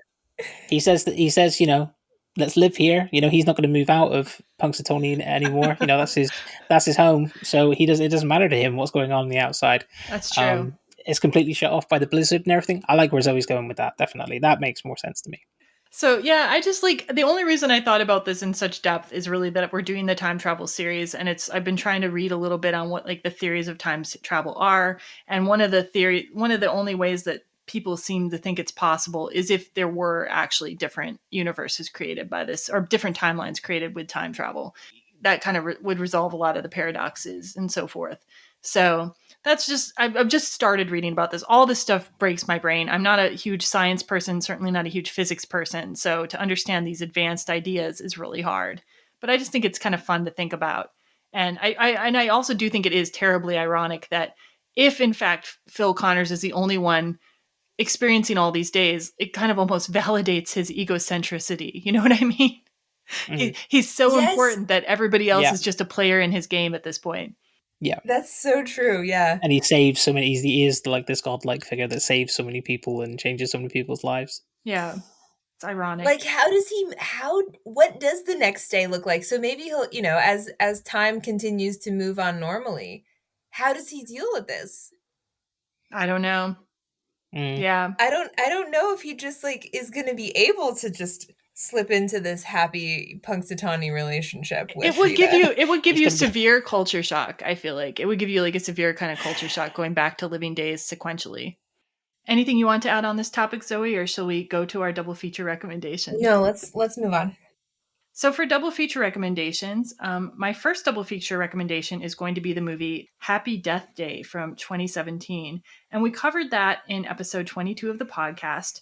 And Happy Death Day is just such a fun take on the time loop genre because it takes a slasher movie. It's kind of actually a light slasher movie. It's not very violent or gory. So if you're not a horror fan, you could still probably enjoy it. There's a lot of comedy in it as well. But it takes this like slasher movie, and it's kind of like, what would happen if you were reliving the same day and it was the day that you got killed? And it's a great conceit. It makes for a really fun horror movie and a really fun take on the time loop genre too. Jessica Roth, who's like the main actress in it, is so funny. And I just really enjoy watching it. I think it would be a great double feature because it's not trying to be as profound per se as Groundhog Day, but it's just succeeds so well at what it is doing, which is just being just like this fun, entertaining movie. I really love the sequel as well, Happy Death Day to You, and we'll be covering that. Sybil and I will be covering that at the very end of our Time Loop series, so look forward to that as well. My first recommendation, I feel like I've recommended this before, but I can't help it. Lost in Translation from 2003, which you covered on the podcast on episode 13. I don't want to get too in depth with it since you've already covered it, but it's Bill Murray playing a character that I don't think is that dissimilar from Phil. He's like an older actor. He's got the same kind of like, I don't know, like sarcastic humor to him. He does not get stuck in a time loop in this movie. But time, I think, is important in this movie because he's got this very short time in which to like interact and get to know with Scarlett Johansson's character. So I think it fits. And both of them are like the epitome of Bill Murray, in my opinion. And I think Steve said that earlier too, that these are Bill Murray, like being Bill Murray, and you can see his range, but it's also like there are moments when you kind of wonder, like, are you seeing him, like an aspect of him? And I think watching them both together would be really interesting to see which parts are him, which parts are the character. So yeah, no, definitely that's a great choice, I think. My first double feature recommendation, I know Zoe was thinking about this one as well, so I'll share it with Zoe, was Eternal Sunshine of the Spotless Mind. So obviously you mentioned Michel Gondry earlier, Jen and Zoe. So Yes. this is, film directed by Michel Gondry. So it's not a time loop movie, but a movie in which the main characters played by Jim Carrey and Kate Winslet go back through from the beginning of their relationship to the progression of it and then how it fell apart. And both of them, by the end of the film, learn from their previous experiences and have another chance at happiness together, similarly to how Phil learns from his mistakes in order to gain respect and love from Rita in Groundhog Day. So just a lot of similar themes there, especially on a relationship perspective of how you can self-reflect and then kind of hopefully learn from that and kind of maybe improve yourself and learn to love yourself and other people. So yeah, that was my first one. Yeah, lovely movie and really a lot to think about in that one as well. Yeah, definitely. Yeah. So my second double feature recommendation is Green Card from 1990. And the reason I'm choosing this is it's another Andie MacDowell romantic comedy. And I think she really gets a chance to shine in this movie. She's been in a few other romantic comedies like Four Weddings and a Funeral also. But in Green Card, her character is really much more central and very likable.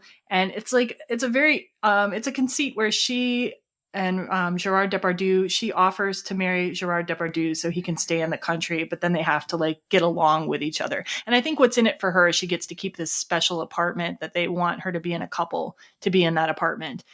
So she gets something out of it too. And it sounds like a silly movie, and in some ways it kind of is, but it's also their chemistry really works. There's some beautiful writing in it. And her acting is so good in this movie. And I just like to watch a rom-com with a rom-com sometimes. So, and I should mention Happy Death Day. I mean, we covered it on the show, so obviously it has rom-com elements too. But like Green Card is much more of a pure romantic comedy as well. So yeah, I just like to give Andie MacDowell some credit. On that note, one of my recommendations is Multiplicity from 1996, which I picked because it's an Andie MacDowell movie that I've seen, and it also, like, to me, this is like a really personal recommendation. I don't know if I think this is a really excellent movie. I am probably not going to go watch it anytime soon, but I remember watching it in that same time period, and so like it's got that like mid-90s vibe to it, I think. So what happens in this movie, and it's also got like this fantasy romance element, right? So what happens in this movie is Andie MacDowell is married to a character played by Michael Keaton, and he clones himself several times and somehow manages to hide the fact that there are four of him living in the house from his wife, Andie MacDowell. Can we spoil this, or should I not? Don't spoil it, maybe. Yeah, don't spoil it. Well, things happen in this movie with Michael Keaton's clones and Andie MacDowell, and I don't know. I also just wanted to throw some Andie MacDowell love, South Carolina actress, mid-90s vibe, Multiplicity. Nice. Oh, also directed by Harold Ramis too. That's right. That's right. Yeah. And just another thing from that, sorry, just a quick thing, because I love this. Michael Keaton he was either circling around the role of Phil Connors or was offered it, but didn't take it because he didn't get the script or the concept. And he says it's one of his major regrets. And then he turns up playing in Multiplicity. So maybe a case of I haven't watched that film in a long time, Zoe, but I maybe just backing the wrong horse on that one, possibly to go for Multiplicity instead of Groundhog Day. Well, it worked out for the rest of us, for the world. Yes. Indeed. So my second one is About Time.